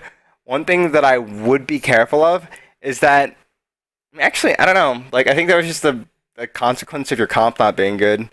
If you're gonna play something like Anivia, you're gonna want to make sure that since you picked further later in the draft, you may have went with the champion that was more similar to Azir and that he was doing sustained DPS. But I think in terms of the matchup, you were doing fine. You didn't die very much at all, and you played team fights fairly well. I would use your ults more as a zoning mechanism instead of a purely DPS mechanism when you're put in a situation like that. So like you would use your ult to like get your procs with your E, but you could just use your Q to get your proc with your E and use the R to stop people from advancing on you guys. So instead of just having wall to stop people from advancing on you, you can use wall and you could use R. Yeah. So that's something you do a little differently. Something else too is your build really reflected how much you wanted to scale into the late game, and your comp was a very snowball early game comp. So if you're going to be playing, like, Anivia always needs 1 mana item. I agree with that. I think the tier into Seraphs is a great idea. But you have Lee Sin as a jungle, so all the blues are basically going to be yours anyways. But if you go for that Roa, it delays your power even longer. And Lee Sin is trying to make an impact on the game so that you guys can snowball faster and faster, which you guys did. But like, imagine if you would have went some kind of earlier damage item. Like if you would have gotten Death Cap that much sooner, you would have gotten not Rylai's, what is it? Whatever the mask item is, I forget. Hunting Guys? Yeah. Anyways, if you would have gotten that much sooner, you possibly could have snowballed even harder. And I see where you're going with that. Like, if your early game doesn't work, you have something to fall back on. But it's like, it's really good to synergize everyone's, like synergize with the comp as much as possible. So, I mean, like, other than that, I think you played fine. Like, that's, in my opinion, that's a shitty matchup. It really is. And you still played it pretty well. Okay, cool. Thanks, guys. Let's play again. Hey, wait. Can I ask a question about what I should have done in the team fights? Because like at first I thought I was trying to peel for Anivia or Jhin or someone, and then I just figured the only way we could win fights was if I could pick Misfortune or Azir, and then that didn't work. So I went back to trying to appeal for like Jhin or Corki, and that wasn't really working. Listen. Oh, yeah. Your role in, like, with a double AD carry comp is completely like, you did right. Like, build tank, definitely get red jungle item, but like build complete tank, and then just try to peel. But focus your peel on Jhin. He's gonna need it the most. Like, I saw a lot of really aggressive flash R plays, which I love to do on Lee Sin too. Don't get me wrong, they're awesome. But like, if you're playing on that, you don't want to kick people into your Jhin or into your team. You want to be trying to save that kick and utilize it for someone who hops on, like say Vi hops on him or something. You want to kick their team back, and you want to stall them from actually catching up and following up on that Vi ulti. If you do that Vi, yeah, she's going to get the ulti on Jhin, but with Sona there, with Anivia there, is she really going to finish him, you know? Like, it's her versus 3 people while the rest of their team is getting kicked or knocked up from the kick, you know? Yeah. So it's just utilizing that, because I mean, Lee Sin is his role changes so fast in the game. Like at the beginning, he's like an assassin essentially, and then all of a sudden mid game hits, and it's like, oh shit, I need to start peeling. I'm more of a tank kind of peel, not an assassin anymore. So yeah. But you played the early game really, really well. Thanks. Yeah, no problem. Alright, so for this one, you guys can go ahead and figure out your roles. Whenever you figure out your roles, you can go ahead and start. Wait, let's get everyone in Discord first. All come to Discord. If any of you other guys that aren't playing this game need more advice, feel free to message me or Countdown. Or just talk up a stream. We got new people, Josh. Bruh. We can't recover from that Jin last game. Yo, put Jin I get no chance for redemption, man. Put Jin on the other team. Play Jin on the other team, he says. Damn. Damn. Only then will I forgive you. Oh, I play these to try crap. Everyone else is trying to improve. I'm just like, hey, I want to try this. Bro, dude, try Corky top. It's actually really strong. Oh my god.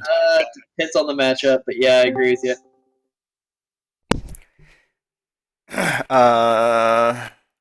Team 1, go to in-house. Team 1. Team 2, go to in-house. Team 2, I can't spell. I think it would have been fine if we had been able to send Corky AD carry Jin mid and then like a tank top laner, but We were trying to do that. yeah, but then it's like everybody locked in and then like Greg's left and like, wait, I said anything but top. And we're like, oh, okay.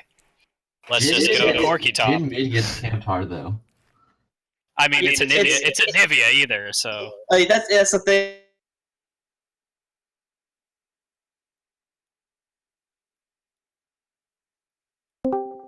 Alright, too much noise.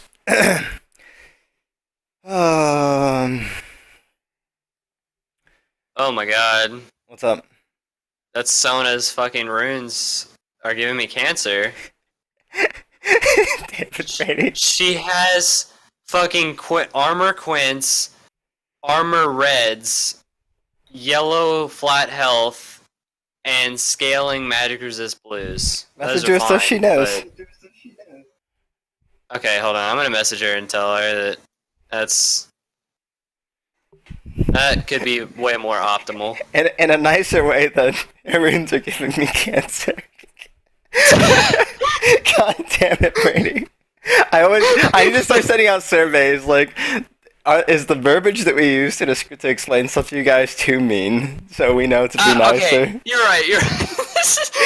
I was getting on you earlier for being like saying no arms and shit, and then here I go fucking getting cancer from people for pattern pages. Dude, it's bad because we say it so often that it's like normal to us.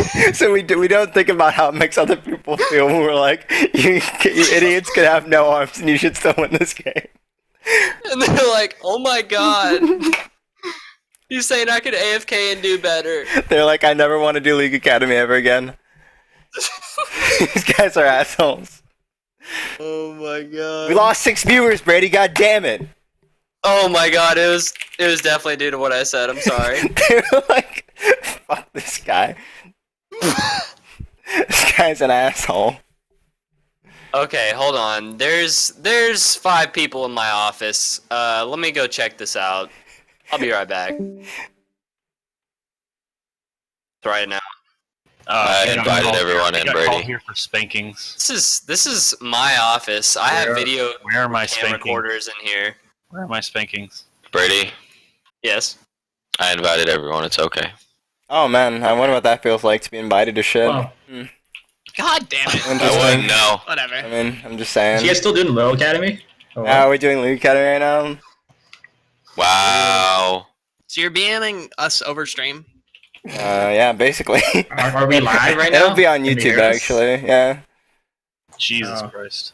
That vein does a lot of fucking damage. I mean, we only have 20 viewers. They have a Because vein Jessica's playing on my computer. Oh. Dope. Alright, well, I'll leave you guys to keep spanking each other. Have fun, babe. I'm pushing up bot. Don't leave us. I think they're... Alright, that was interesting. Are these guys gonna start? Are you guys ready?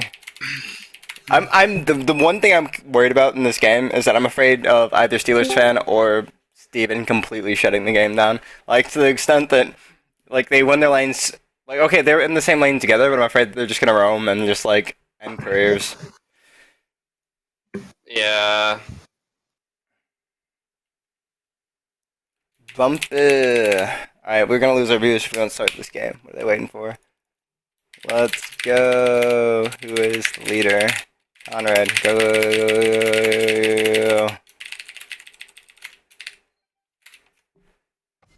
Beam me up, Scotty says. Will there be an uploaded video of the stream correct? Yes. I didn't invite Scott this one. Okay, my throat hurts. Wait, Steven's playing?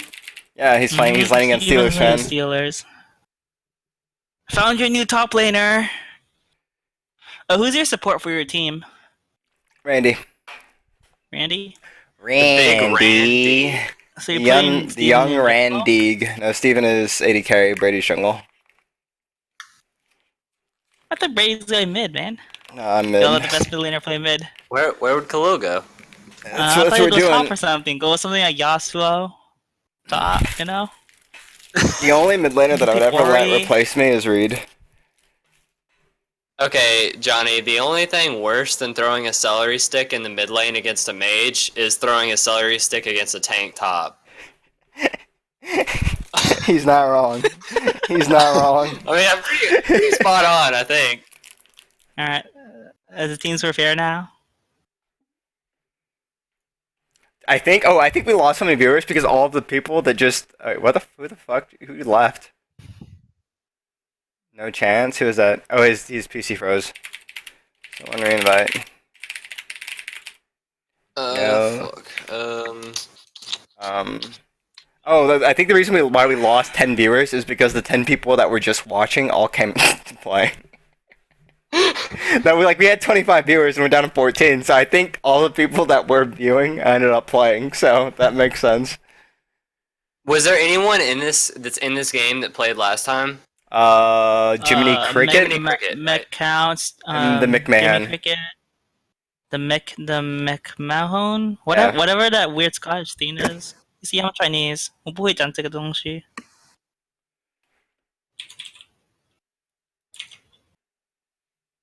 Justin Schronrock needs permission. Oh, someone approved it already. Cool. Sick man. Cool.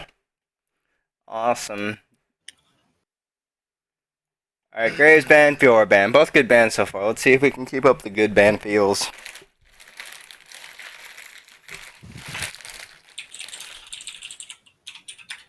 Kench. We're on a roll, boys. Tom Kench is still worth the ban now after how badly he got nerfed. I mean, I actually have not had a hard game against Tom Kench since the nerf, because that was actually a huge nerf. Those are really big nerfs. Anytime you nerf a percent health damage thing. It's like It's negative. funny because he did get nerfed. I still have PTSD, dude. I think that's all those bans are, his PTSD bans. I don't think he's actually. I think he's strong, but I don't think he's like, man, I really don't want to go against a Ken strong. I just hate the mechanic of him being able to eat someone while you're almost about to kill him. It just tilts you. Frustrates me. Non-fight ban. Oh, Steven's on their team. That's why their bans are good. Kindred ban, we're good. Okay, I like it. I like the Fiora ban too, especially as if you don't know the Fiora matchup, you're gonna struggle. And as someone who doesn't play Fiora and been trying to play Fiora in ranked, you're gonna struggle too. They missed the Mundo ban. Nilly ban. I mean, you're not gonna pick up Mundo because Mundo's not a fun top laner, so Steven's not gonna play Mundo. Oh, no, I'm just saying, assuming this was a ranked game, their top laner could be like, hey, grab me Mundo. I think Nilly is strong as fuck, but I would have rather banned Mundo. Yeah. Also remember, Mundo is great, but Mundo also has weaknesses, Oh, he definitely has weaknesses. It's he's just annoying to play around him. His overall strength is higher than the other junglers. He basically can do the same amount of damage as other junglers, building full tank. I think his first clear is his weakest part about him. If you can counter his first early clear, game then is it's very, free. very weak.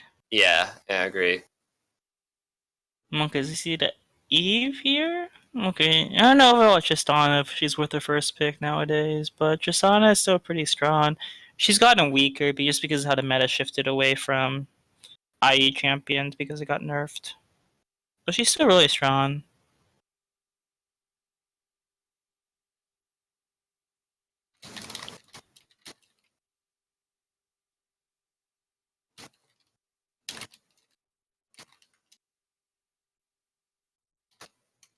I mean, one thing that'll be interesting to see if this Evelyn does properly is a lot of the pressure, a lot of the thing, the package you get out of Evelyn is just not being seen anywhere. I hate playing against Evelyn. Oh, well, I'm not even going to explain this anymore because when they play Udyr, and Udyr, fucking Udyr is ban-worthy as shit. Holy shit. Ban Udyr. Udyr is strong because he can build pure tanky with Runic and just be very annoying off his procs, and he's very, very speedy. And honestly, I've lost a game against Udyr just because I didn't recognize his speed, and he just ran up to me and he killed me. That was really sad.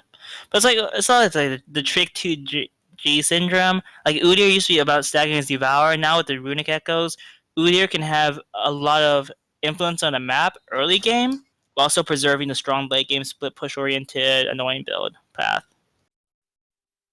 Hey Johnny, on Sona, would you agree that the best, like as like a standard rune page that could, be for other champions, would be 9 armor yellows, magic pen reds, flat AP quints, and scaling MR blues? No, swap the flat AP for armor and swap the yellow for health because you need the health as Sona because you have less health than minion. The what? Armor, quints, and health yellows because you need health. Since when has that been a thing? It's pretty common on Sona. Yeah. Yeah, a lot of supports. You go armor, quints, or armor quints is the big one, right? Yeah. Yeah, you go armor, quints, and you go health. Why don't you go health quints? Because armor yellows are the most cost effective. Or no, armor yellows are less cost effective than armor quints. Like you can get away with going like what 2 armor quints? No, and like you get in terms of like swapping. In terms of like swapping what you're like,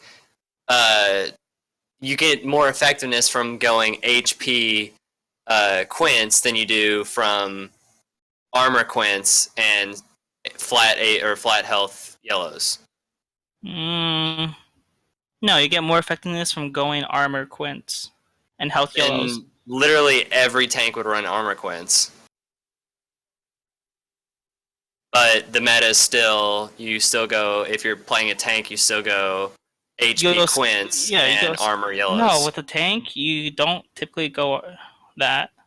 What tank runs like, armor? Because we're talking about support, not tank. Yeah, I know, but I'm saying like for optimum, if you're talking about flat health, like we're just talking about optimum, like what the optimum compare, or like. Okay, so 26 times 3, that's 78 health with flat. That's with 3 quints, right? Yeah. Okay, 78 health. If you go 9 yellow, you get 9 armor, right? Mm-hmm. Because it's 1 armor. If you go 2 quints, you get 8.2 armor, and you get the rest. You get AP. That makes sense? Yeah. So like you're trading off like your armor quint is how much is it?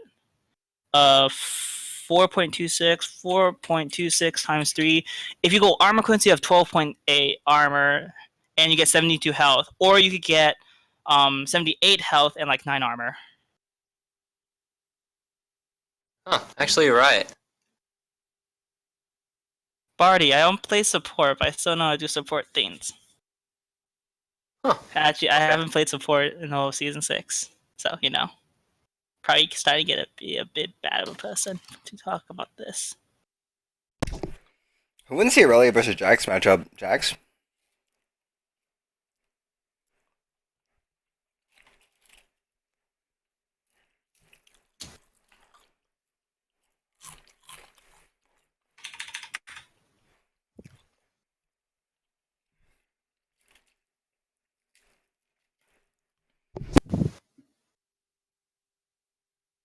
I'm gonna go look for any gaping issues with runes. Alright, going back to this. I'm surprised that Steven isn't running Ignite, but Wukong isn't running Ignite, so that can be that. Typically you run TP, so you have influence on the rest of the map.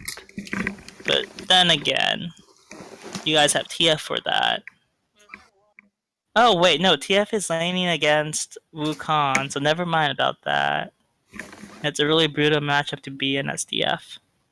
Fuck, my throat hurts. Against Wukong, that's cancer. So TF is just gonna be looking to survive. I don't see him out trading Wukong ever. He's not gonna out trade Wukong. Wukong's gonna until clone like his super gold late card. game. Yeah, Wukong's gonna That's what gold the his team behind clone it. his gold card, and then like use crushing blow auto him, walk away. Even if he gets gold carded queued, it doesn't matter. Yeah. And as TF, you're looking to just like wave clear and survive. Because you're gonna be twice as more useful as Wukong is once you hit 6, once you start influencing the rest of the map. Especially as he's going to kill lane, so he doesn't have anything to follow you up. Just like look to teleport bot, look to teleport top, look to do all sorts of teleporty things.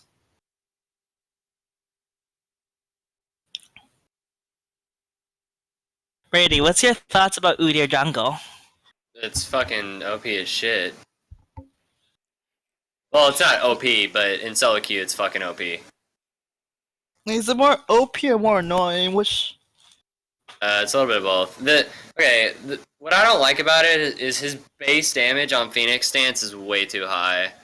Like, that's what makes him OP, and I realize why they did that is because you have to all in at the same time. Like, you're trading off the fact that you could get away, and the fact that you actually have to get close enough to hit him. But right now, with the efficiency of Swifty Boots and the itemization that you can get with like Dead Man's Plate, he literally just can catch up to anyone, run away from anyone, and still do half their health with one Phoenix Stance burst. I don't know. I wouldn't say he's crazy good, but he's super fucking strong. I wouldn't say like rank 5s though. You can still like just outplay him by kiting him, but in solo queue, people are always trying to do crazy shit. So.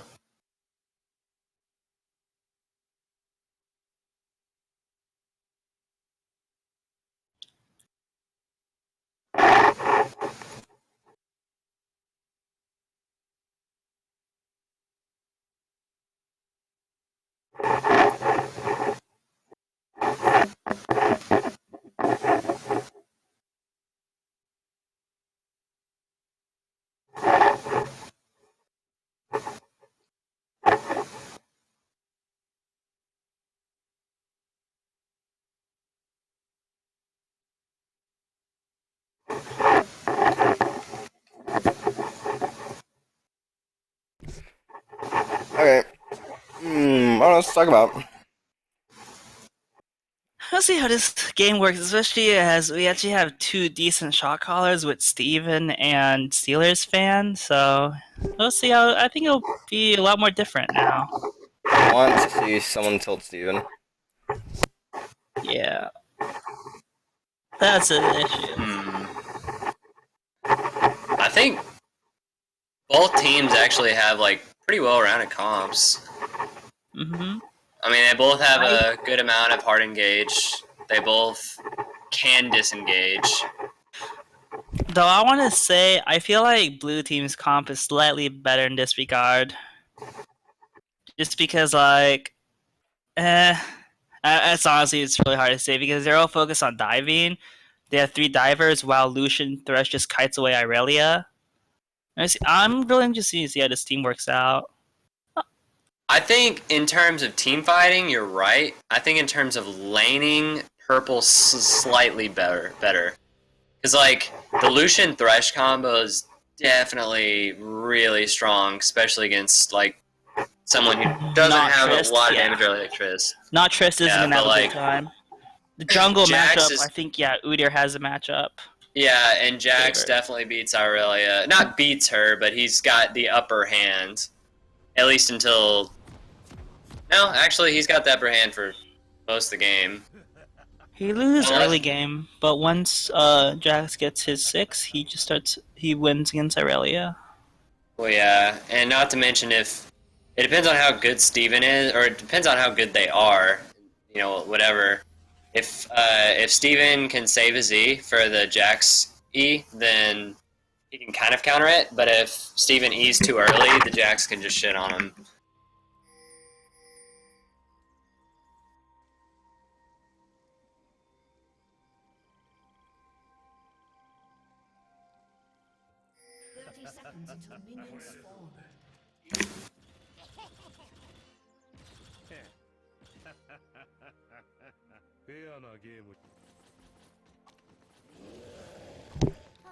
Yep, I think a lot of the pressure's gonna come out of top lane.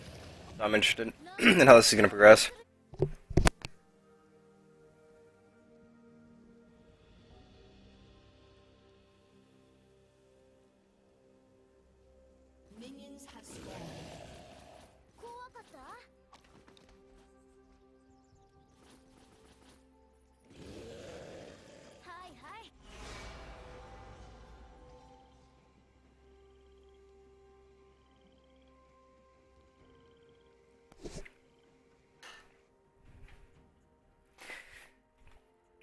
Alright, looks like we have like nothing cheesy going on. Lucian and Thresh are gonna be doing Gromp though, so it's gonna be a really big advantage for them to have. Early. Oh, never mind, I'm just kidding. Regulation Rudy, I'm an idiot. Alright, yeah, pretty standard start.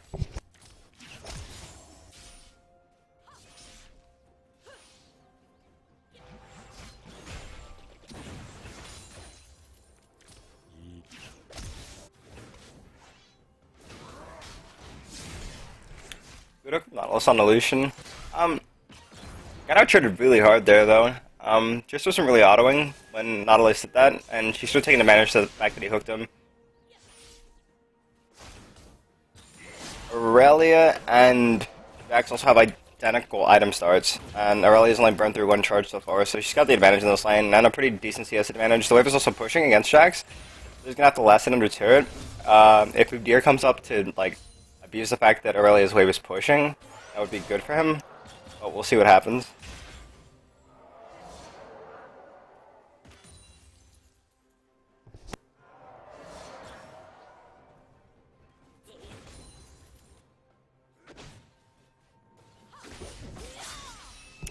Oh, good E from... Oh, man, that sucks. That was a really good E by Aurelia, but she needed to move away faster. Right, I mean, see, it looks like Steven understands the matchup just fine.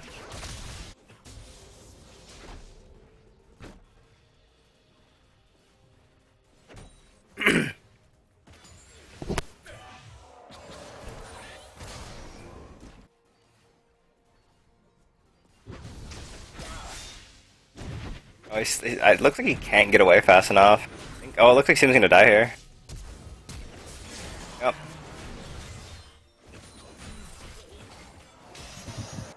Oh, that was a good hook. A really good hook. That was a good heal. Yeah, Not's gonna die here too. That was a good flash. Oh, he might live here. Oh, rest in peace. Oh, there's the exhaust. Nice exhaust. Oh, it's too deep. Oh, he's gonna die. Oh, He's gonna live. He's gonna live. Or he's he not. died. He's gonna die. He ran. He's too greedy with that E. Yeah. Yeah. I mean, the wave is also pushing. I mean, as long as Thresh pushes that out, it'll still be really good for them because Trish is gonna miss that entire wave. Or it's like 2 waves.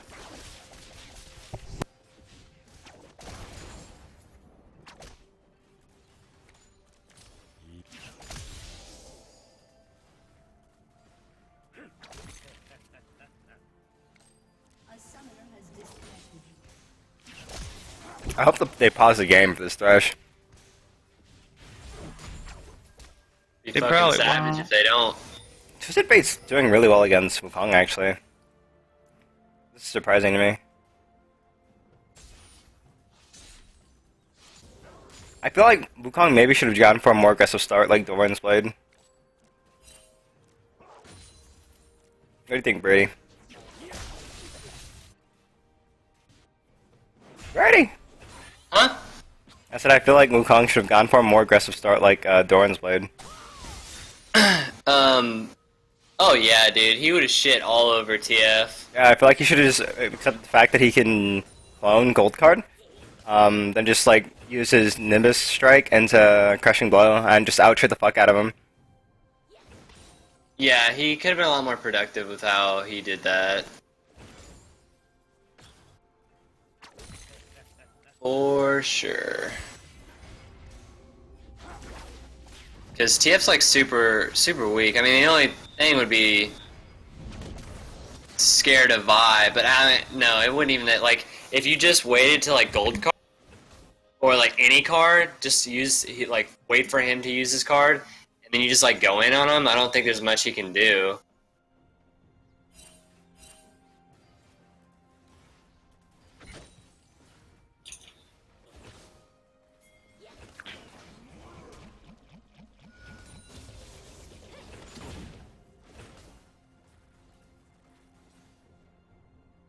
And now the game's finally paused. Yeah, I don't know how long this pause is, because apparently Thresh lost and reconnected. He said he had to reset his internet. So we're gonna try to be entertaining for like 5 minutes. I just want to eat my chicken. Oh, damn it. I'm gonna lose this game. Fuck. Are you playing Hearthstone, Johnny? I'm playing Hearthstone because this game is taking forever. Okay, so if I trade I'm gonna wait for my boy this- Thresh. He had 300 ping and is reset mid-auto on cannon rip. Yo, I can't rotate the map. This is bullshit. Do a magic trick. Yeah, that's not a thing. Blood and Honor. Are you on the League Facebook page? I don't even know if you're still there. Maybe you got bored already and you're like, man, I didn't know there was a League community at TAMU. This is awesome. And then you're like, these kids fucking suck. I don't want to watch this anymore. Well, if you're good, if you're like masters, like feel free to talk about us with Maroon for our roster next year. We're looking for a masters challenger level mid laner and a masters challenger level support. Make the chicken disappear. I'm working on it, man. But then I'm not talking to you, Jens.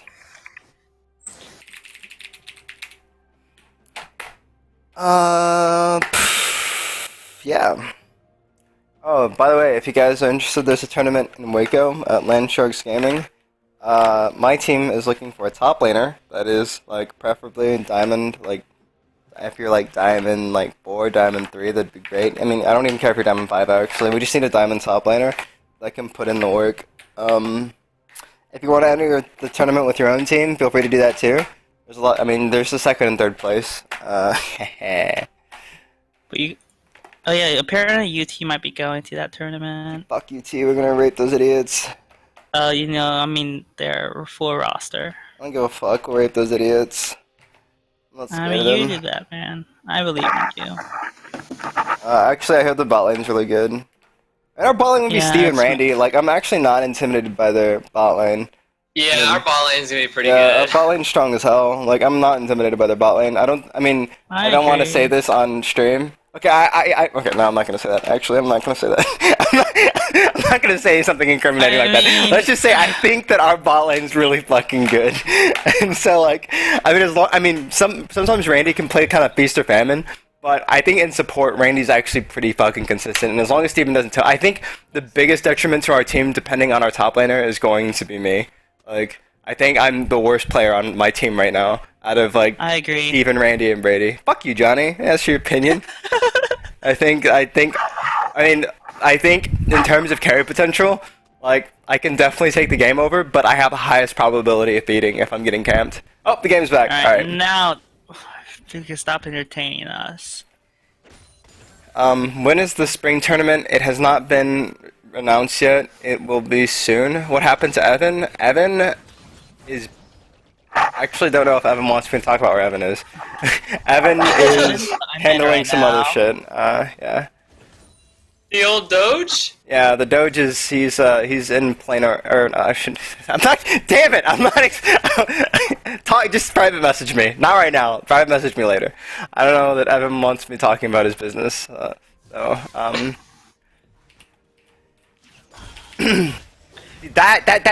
right there, what Wukong just did, that's what he should have been doing this entire lane. Like, he's ahead in CS, which is good, but that's what, and I like that he's building Hexdrinker first. I think a lot of Wukongs would have gotten greedy with their builds. I like that he's going Hexdrinker first. Because Maw is fucking broken against AP mids. Fresh is from UW, not TAMU. UW. Where's UW? UW? What school is that? Very nice done by Aurelia. University of Washington. Oh my But, god, you know, what was Aurelia's the not trade? 6. What the so, fuck you was know, that he's trade? not gonna He have has a fun time. corrupting potion and a Doran's blade, dude. Oh, solid hook. Solid should be a fucking kill. hook. Rest in peace. Rip my buddy.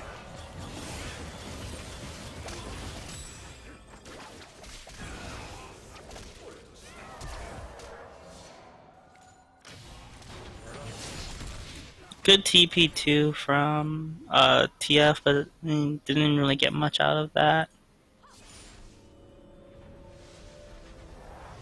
Steve is down a kill, but top lane is fairly even right now. I think I think it was worth it though. I do think that what is problematic is that Jax is gonna get Jinsu's before Aurelia gets Trinity Force, and I think it's gonna be problematic for Steve until he's able to get. I think the Trinity Force power spike for Aurelia is stronger than Jax, and that Aurelia can just burst out Jax before he can proc his Jinsu's, like get Jinsu stacked. But he has to be able to engage while Jinsu's isn't stacked all the way up. Otherwise, I think Jax with Jinsu's Rage Blade would win the 1v1 versus Aurelia. There's going to be a lot of outplay potential involved. Like, if Aurelia can Q out of the E from Jax to a minion, I think that's what Steve had to have been doing instead of trying to walk out of it. I think he can come out ahead. But that'll be really fun to watch, I think. Or it might be really sad to watch. Because I think it's harder for Aurelia to win that than it is for Jax to lose it. And Jax taking a lot of turret shots, like... That sucks because man. The other lane, so why didn't fix this? What the fuck? I thought I did. Okay. Wukong has a pretty sizable lead over TF now. TF is not going to be able to do anything. Oh my god! Holy shit, Steven just got worked. He's upset. I know he is. I know he's upset right now. I know he's upset right now. I know he's so mad right now. I would be mad. I'm mad for him, dude. That hurt to watch. And like, you're actually just gonna outscale him too, so... Holy shit. All lanes are not looking... I mean, all lanes actually for blue team are not looking good right now. You should be able to pick up... No, I'm not gonna get the kill unleash over the wall. Oh, rest in peace, Nautilus, my friend. Oh, good shield. Oh, but it doesn't even matter. Is he gonna live? Is my boy gonna live? Oh, please, no, not enough. One more CD, one more CD. Come on, live! Yo, bye coming down. No, he has a shield. He has a shield. Good shield, good fucking shield, man! Oh shit! Is that him? Yo, that was so good! Holy shit, this Nautilus is a god! Can we listen to our team, bro? That's my fucking boy right there. God damn, that was hot. And yeah, that was a good response by TF. Like, so TF is post 6 now. He survived in the lane against. He just walked bot and he has pressure on the map. And he says ult, so like it doesn't matter that yeah, so that was really good because like when you're playing Twisted Fate, you don't even have. I'm not saying he's won lane. He has more influence on the map. Yeah. Going even in lane, so he won. Yeah, that's all he had to do. He didn't have to win the lane. He just had to make it to 6. Like that was really good by TF. So I mean, like the things that blue team has to be worried about right now is this Jax that is slowly about to just become the biggest fucking problem. Since like I don't even have an analogy. Like that's gonna be really bad. Steve really has to finish Trinity Force before they. I mean, and he's not. I don't think he's gonna be able to stop Jax's split until he gets Trinity Force. I was worried that would have just happened. Here, I'll explain afterwards. All that Hex Drinker coming out in the clutch, exhaust. It's not gonna matter. That's unfortunate. Blue team needs to avoid team fights. Oh, Aurelia is there. That's not gonna matter though. The young Freshino Cappuccino. Won't be He's not exhausted. gonna do anything to Chino. Okay, so I do want to point out, Jiminy Cricket or Lucian. He was gonna die anyways, like, there's no way he was getting away from Tristana. She jumped on top of him point blank. He was dead. He should have at least tried to auto her or Q'd, because if he would have gotten that damage off, she would have died later to Wukong. He basically just died without, essentially doing anything. So, yeah, if you're gonna die and you know you're gonna die, try to hit somebody with something, you know?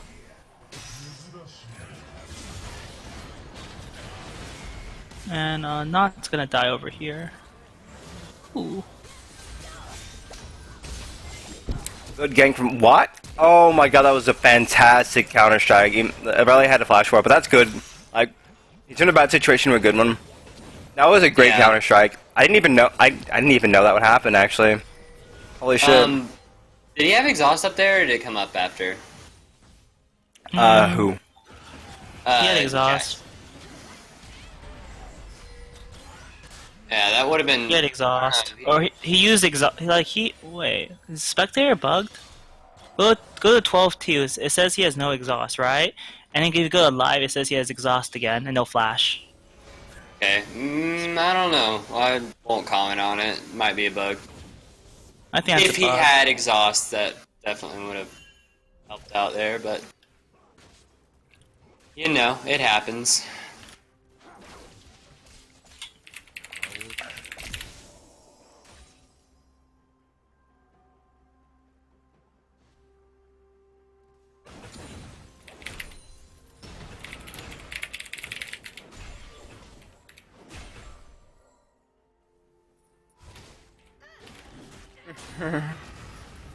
Alright, so red team has a slight lead. Jax is becoming a monster. I mean, Aurelia's doing a decent job keeping up in CS. There's a slight level advantage, so Jax can hit 11 for Aurelia. Aurelia is going to have to be the one to stop Jax's split push, but it's going to be hard. Oh, it's a very good game by Aurelia here. I can see what's going to happen. Oh, but if... I really hope he doesn't die here. I'm sorry, I'm biased. I shouldn't be saying that. Good, good, good.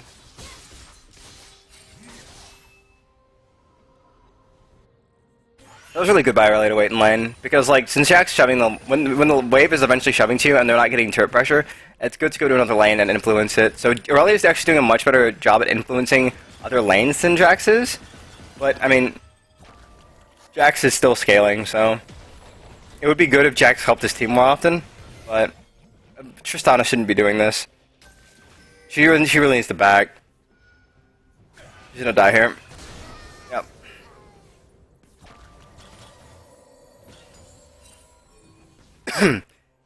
I don't think Tristana's a very good AD carry right now. I don't think she's quite as bad as Sivir, but Infinity Edge isn't as good as it used to be. Tristana doesn't really have any synergy with... Oh shit, it's the Young Gankrino Cappuccino by Thresherino? No, because Thresh has literally no one to back him up right now. Yeah, Sending the pings out. He's still going for it. Alright, looks like they backed out. Yo, Jax just got fucked up. Oh, is this the young... Oh, no, no, no! The stun! Rest in peace! He's dead as fuck. Oh, no. Got Trist. Alright, I'm kidding. It's like... That was almost a... Oh, the hook. Oh, there's too many things going on at once. The exhaust. Great down by Jax. Rest in peace, Nautilus. Oh, good R by Vi. It looks like she dies anyways. Tristana got the reset. W out, please. Please? Alright, she's dead as fuck. Okay, we need to notice too, Steven is splitting top, so... Yeah. Then again, red team should get 2 towers, whereas Steven's only going to get 1. So that's definitely good for red. They're going to get a bunch of kills too. Yeah. Yeah, this is one dead ass Vi. Aurelia is... Vi is dead. Oh, Jimmy Quick is so nice, taking a turret hit.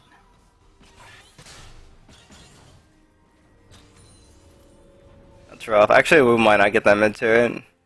That was rough. They need Aurelia for that. I mean, at the same time, that was just a series of bad... I mean, that just was poor positioning. They had a lot of pressure on the bottom side of the map, and Twisted Fate kind of picked an awkward place to ult from. It wasn't very safe, especially after you just saw Thresh and Deer running around in the bot lane. I mean, the intention was good, it's just... in execution, it wasn't too great. Also, Tristana has to stop getting chunked out like she is.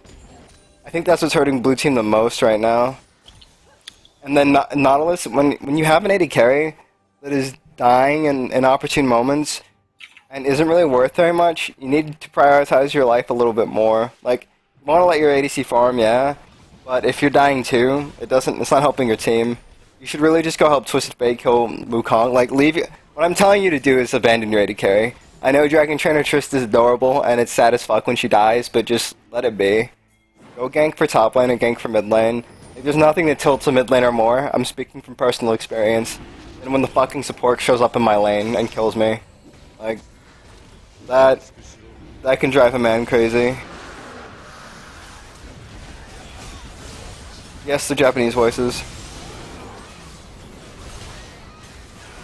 Okay, team fight goes in. Oh no. Yeah. Blue team is just kind of behind. So they can't really do anything, then they all die. That's really not... I also don't think that blue team is equipped to fight red team. Like, blue team's team fight comp is just not as good as red team's. Blue team's much better at setting up picks, and which that's what they should have been doing. The team fight from red team is way too strong. Like maybe if Aurelia, Vi, and Olaf had 300 armor each, and Tristana had full build. But I mean, I don't know.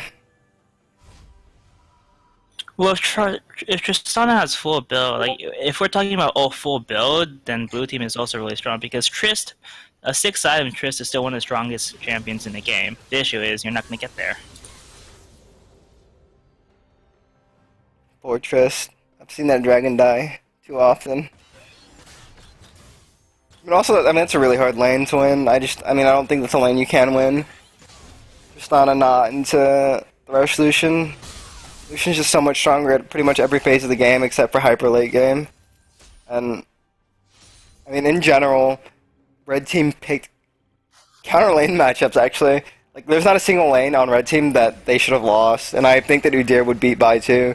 You sidestep the Bai Q ear and just slap her in the face a few times until she dies. I think blue team just got straight up out drafted. Not only do they win every lane matchup, their team fight is way more potent than blue team's. That was a good pick on Jax here. Great bucking pick on Jax. They just squatted his ass. Yeah, they need to use TF ult to get Vision of Baron here. So they don't like walk into a Wukong choke. Oh, it's Rift Herald. Just kidding. So what they might try to do here is to pick up Rift Herald. Oh, they leashed it. What the fuck? Is if they picked up... Okay, Tristana should be with this team. Trist. They really should use TF ult provision. I think Aurelia's gonna die for free here. That was a good ulti. Yep. They really... Nice. Alright, go ahead. Yeah, they're gonna lose that. that. That was a really good heal by Udyr right there. Healing back on the Vi. Helping Lucian. That was very impressive. Tristana needed to be with the team there. That was really bad. And they should have used TF ult provision there. So, like, one thing that a lot of TF players don't realize is that a lot of team fights that are lost, and, like, honestly, like, Platinum Diamond especially, I mean, actually any ELO, the reason why these team fights are lost is because of the lack of vision of the enemy team. And TF ult is so good against Wukong, because Wukong uses clone, but you can still see where Wukong is. So he can't flank you, and he can't get in a choke like that. So, really, apparently dropping frames. It doesn't say I'm dropping any frames.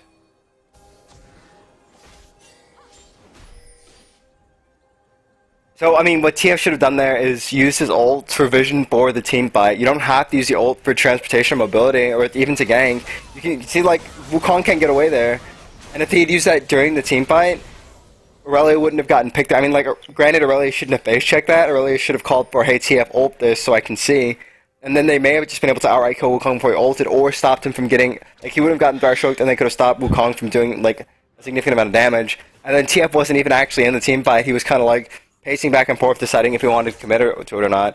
But if Tristana were there, they would have won that team fight, because it would have been 5v4. Like, what they did is what they should have done. They should have gotten that pick on Jax, got the kill on Jax, fought team fight 5v4, and then they win. That's how that comp has to work. They have to get a pick, and then they have to force something.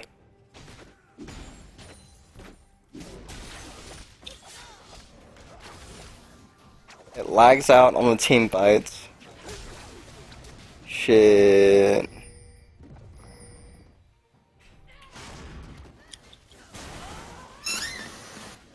Fuck, I don't know. I'll have to go back and watch the VOD.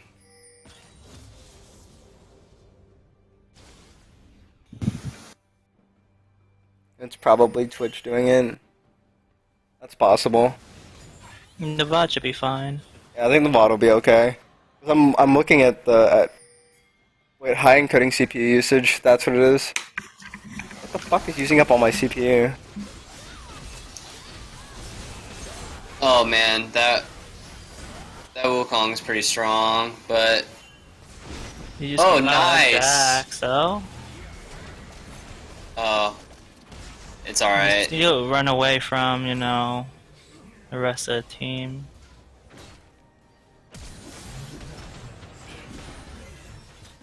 Alright, that should help it. Why does League of Legends use 40% of my CPU? Amazing.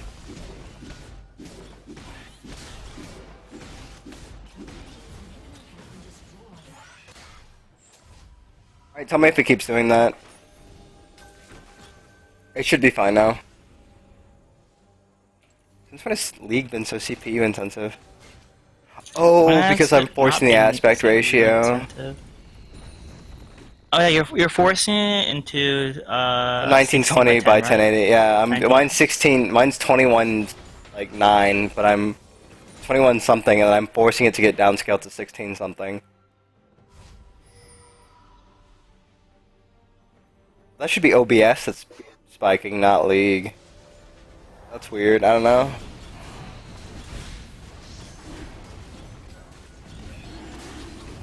I'd video preview. That'll help my CPU usage out. Fucking 40%, dude. Holy shit. It looks so smushed. It's because it does. It's because it is.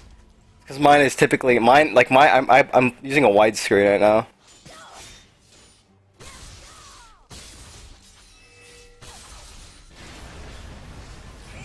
This is a good Baron call from Red Team. They have a lot of pressure from Jackson bot lane.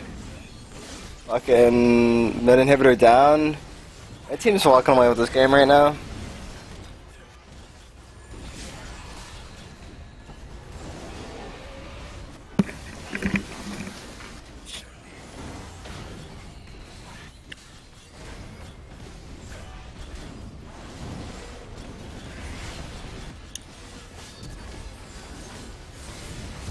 Oh, they might still. Oh, so close. It was a poor smite, but it turned out being okay.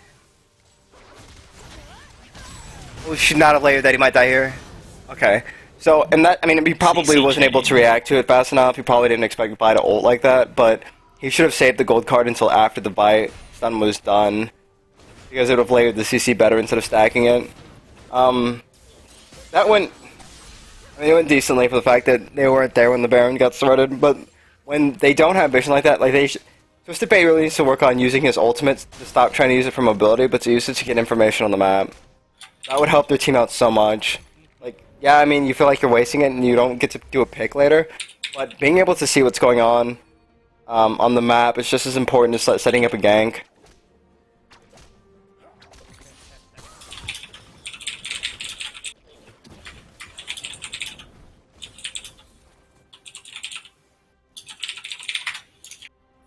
Triss is a long way from doing damage, and I mean, actually, she almost has as many damage items as Lucian, minus the Vamp Scepter.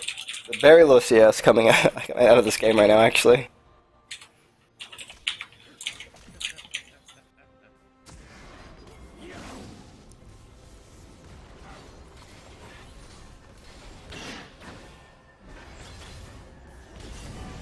If Nautilus, Aurelia, and Viking is sufficiently tanky, they'd be able to team fight, but I think they're ways off from that. Actually, Vi's getting pretty tanky. Vi's doing really well. Good hook, but no follow-up. This is good. Nautilus is a great front line right now. They just have to stop Wukong from flanking Twisted Fate. Okay, Wukong's not even there. They should win this team fight. Because they saw 4v5 and they capitalized. Someone needs to go back and stop Wukong. He's gonna get a free inhibitor.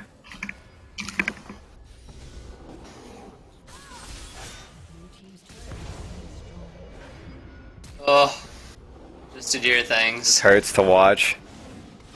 Oh, nope, the shield. Oh. Yep, shield. They I'm might so lose it. fucking pissed. Oh my god. Dude, that is tilt worthy, man. Holy shit. LOL, dear lips. God, that's tilt worthy.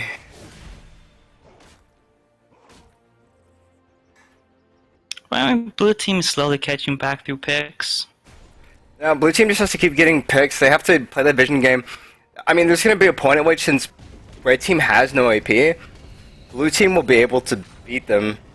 It's just, they have to get to that point to where Vi, Nautilus, and Aurelia are unkillable. And Aurelia has Derek's Cage now.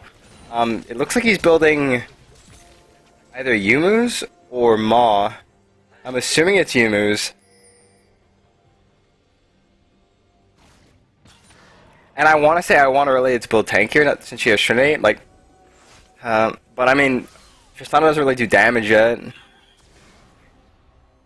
So I think it is important for her to be able to dive Lucian and kill him, but it's hard to say. I mean, if Vi and Aurelia get on Lucian, he's gonna die. And if Nautilus can just keep Wukong off Tristana, and Wukong and Udyr and Shaxx off Tristana Which is and Twisted pretty Fate, difficult that's to a say. tall task. So I mean, if Twisted Fate and Tristana were stronger, I would say they could just peel for them and they would win the fight. But I don't know that they can do that. TF is kind of strong, but not really, especially compared to their. Yeah, TF is not strong. Well, I mean, since none of them have, but Dash does have Locket. Damn. It's gonna be hard for them. Also has a lot of MR. Oh, what a great game, guys. No spoilers, Steve. No spoilers, Steve. As far as we know, it's still going. So. And this game's over. Oh yeah, but oh my God, that I saw a team Wukong. fight. Oh, feels bad, man. Feels fucking bad, man. Feels fucking bad, man. Alright, well. That's Cyclone.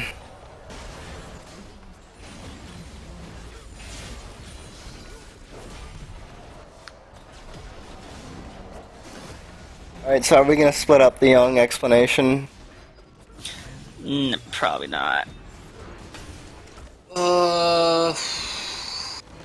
Throw me on Stevens. I need to talk to him a little bit.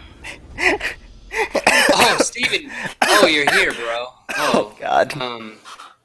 What I meant to say is, I feel like there's a lot of things you could have improved. Dude, Steven, I know you were tilted the second time Jack skilled you. I know you were so tilted. I know when he fucking doubled you and he did your entire health bar with that third proc from his R. I'm pretty sure you threw your computer. I mean, the thing I that outplayed him so badly, and then he W'd and did 500 damage. just fucking killed you. Like, okay, He doubled it and did 500 damage. It was his third proc of his R and his W at the same time, and Steven just took 500 damage and was dead, and I was like, I know he's tilted. I know he's so tilted. No, I wasn't. I didn't really care too much. I was like, I had to make sure the team wasn't, Alright, I'll go talk to Team 1. Brady, go talk to Team 2. Me? Yeah, you can go wherever you want, Danny. Team 1. We boys. did great, guys. Just make sure. My boys. So, tell me how good my TF is. My boys. It was a hard fought game. Tell me that was all bot lane's fault. First off, shout out to Nautilus because I mean it was a sick play in bot lane. I was jumping out of my chair, man. It was real. Dude. Can I get your autograph afterwards? You still haven't given me. For sure, Connor. I got you, man. You for sure. Fucking Tristana, dude. That's a hard lane. That's a really hard lane, man. I don't think Tristana's a good pick right now. She's the Infinity Edge nerf. Like Infinity Edge champions in general are not great.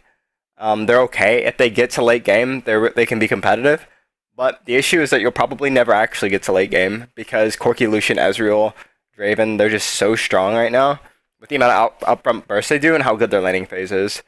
Yeah, I just went with something I was kind of comfortable with, but I haven't played ADC in a while, so I just went with Tristana. Okay, yeah. I mean that sucks.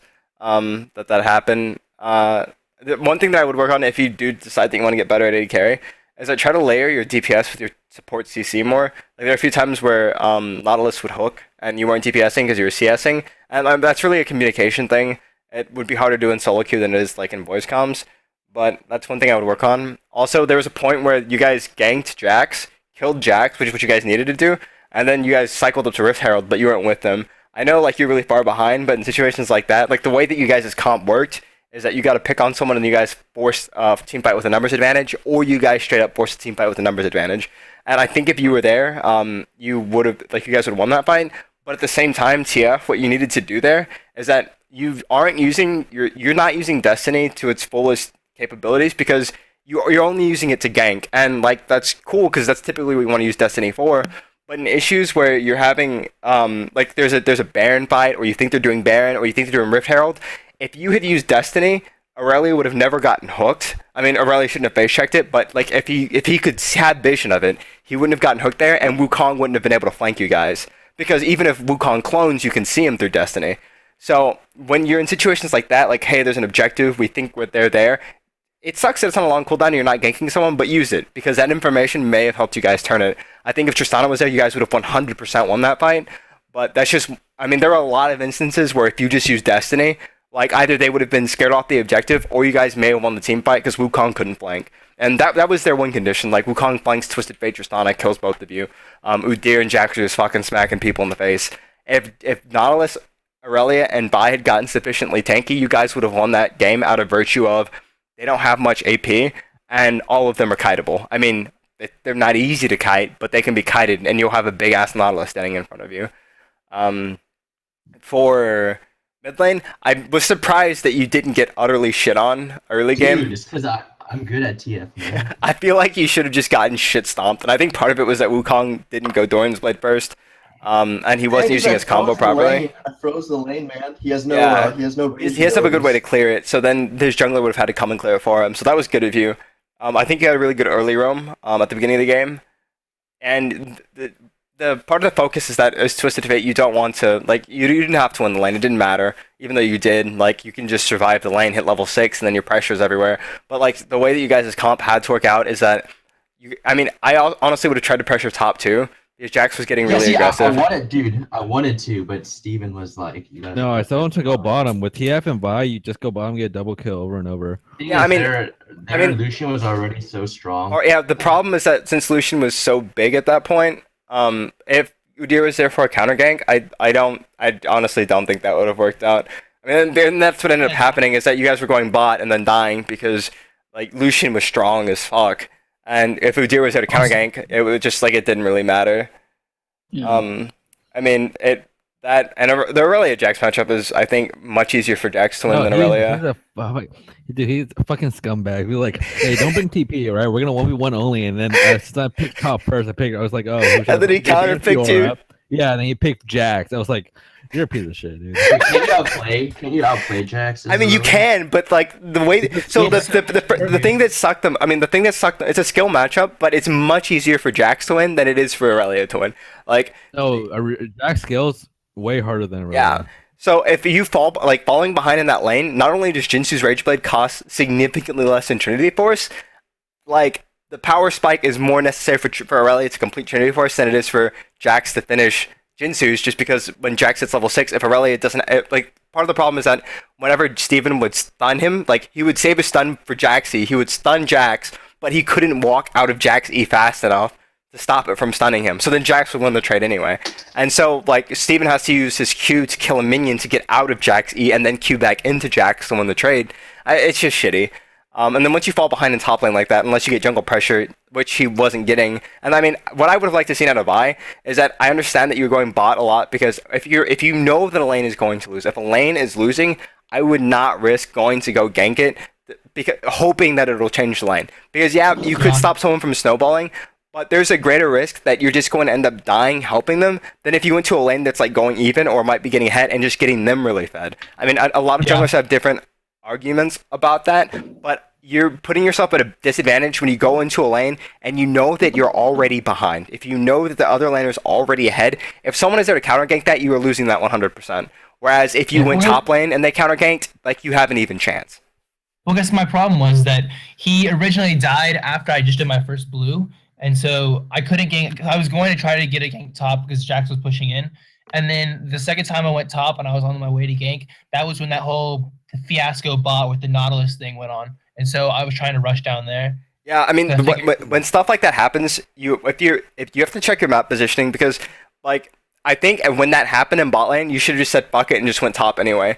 Like, okay. Best case scenario, you get there, you clean up maybe one kill, you go even. Worst case scenario, you go from top lane all the way to bot lane, and you just wasted all that time for nothing. Since Jax was playing so aggressively and you had Aurelia, and that matchup can swing either way really fast, I think you really should have just sat top and just camped the ever-living fuck out of this Jax, because he wasn't warding very well. I mean, and that's what you have to look at. So if you look at your lane matchups, your bot lane has an okay amount of CC. It's not great. So, I mean, there's not a lot of kill pressure there. Tristana's also not a good champion. like Thresh Lucian's gonna dump on them every time. So I mean, I wouldn't put my focus bot lane because I know that if Udyr's there to counter gank, we're gonna lose. Mid lane, your Twisted Fate was doing really well. Wukong has no escapes, so what you could have done is that since Wukong has to use his clone to trade with TF to clone and then like crush Nimbus Strike Crushing Blow, just wait for him to do that. Go and kill TF has gold card, kill Wukong. So I think mid and top should have been your focus. Your pathing was fine. The objective control, that was hard. Against their team, you shouldn't try to force objectives like Dragon, because they're gonna rape you at Dragon fights every time. That's just how it goes against a comp like that. Their team fights so much better. You guys don't really have anything to. If Aurelia got really far ahead, it would have been fine. But since he wasn't, your team fights would have had to rely on using Twisted Fate Destiny to catch Wukong out and kill him before he can use Cyclone. But what ended up happening is that Wukong just cycloned on your team and you guys died. That was the first big Dragon fight you guys lost. But I mean, those are for each one of that stuff I would focus on. I'm pretty sure Steve already knows what happened to him. I was saying, I know. Yeah, you already know what happened to you. I lost the lane at level 2. Yeah, so unless he hits jungle pressure, you can't really turn that. He had a good roam mid where he like helped Twisted Fate kill Wukong, which is what you want to do in lanes like that. Oh, other thing, Nautilus, what I would have done, like when you see Tristana that far behind, like I would have just left the lane, like just go mid, kill Wukong. I mean, nothing tilts a mid laner more than getting killed by the support. I know that from personal experience. If you know that you can't provide any support to your AD carry and your AD carry is really far behind, just let your AD carry sit there, wait for the wave to push, and just go gank mid or go gank top. Like you can get pressure on the map by ganking other lanes instead of sitting in a lane where you know you're never gonna come out ahead. I mean, best case scenario if you're sitting with Tristana is that maybe she doesn't die, but I mean you're not gonna get anything out of it. If you go mid, you go top. You can take lanes that are getting ahead, get even further ahead, and then you can use their advantages to pressure the map. But yeah, that's all I have for you guys. So if you have any questions, like feel free to ask me. But that'll be up for today. Sorry, go ahead. What do you think of the Rage Blade Hydra? I mean the Rage Blade Titanic on Aurelia. Is it viable? I think it's completely fine. But what I was trying to do is I was gonna go try it for Zumu's, and because that's the current build for like that's the most successful build for Aurelia right now. But I think Ginsu's is fine. Like if I'm super far ahead, it's fine. But having a blasting wand and a pickaxe does shit for me whenever I'm building it, like during my build path. Oh yeah, that's true. Because I know real AP scaling, and then a flat AD doesn't do much considering I need it to do true damage. I usually want attack speed or some kind of like. CDR from the Yumus is nice, crit and armor pen and everything, but it's not a bad build. Don't get me wrong. Like once you complete it, I think it's great. Hey, Khalil. What's up? I'm about to head out. I gotta go pick up a friend, but I went over their whole team and up and everything, or their whole team and like what all they did, and I think they're all worked out and good. So. Alright, cool. All right. Well, I'll probably not be on later tonight. If I am, I'm gonna be stoned out of my mind. So I'll talk to you tomorrow. Alright, peace, bro. What do I do? I'm behind. Can't really do that much.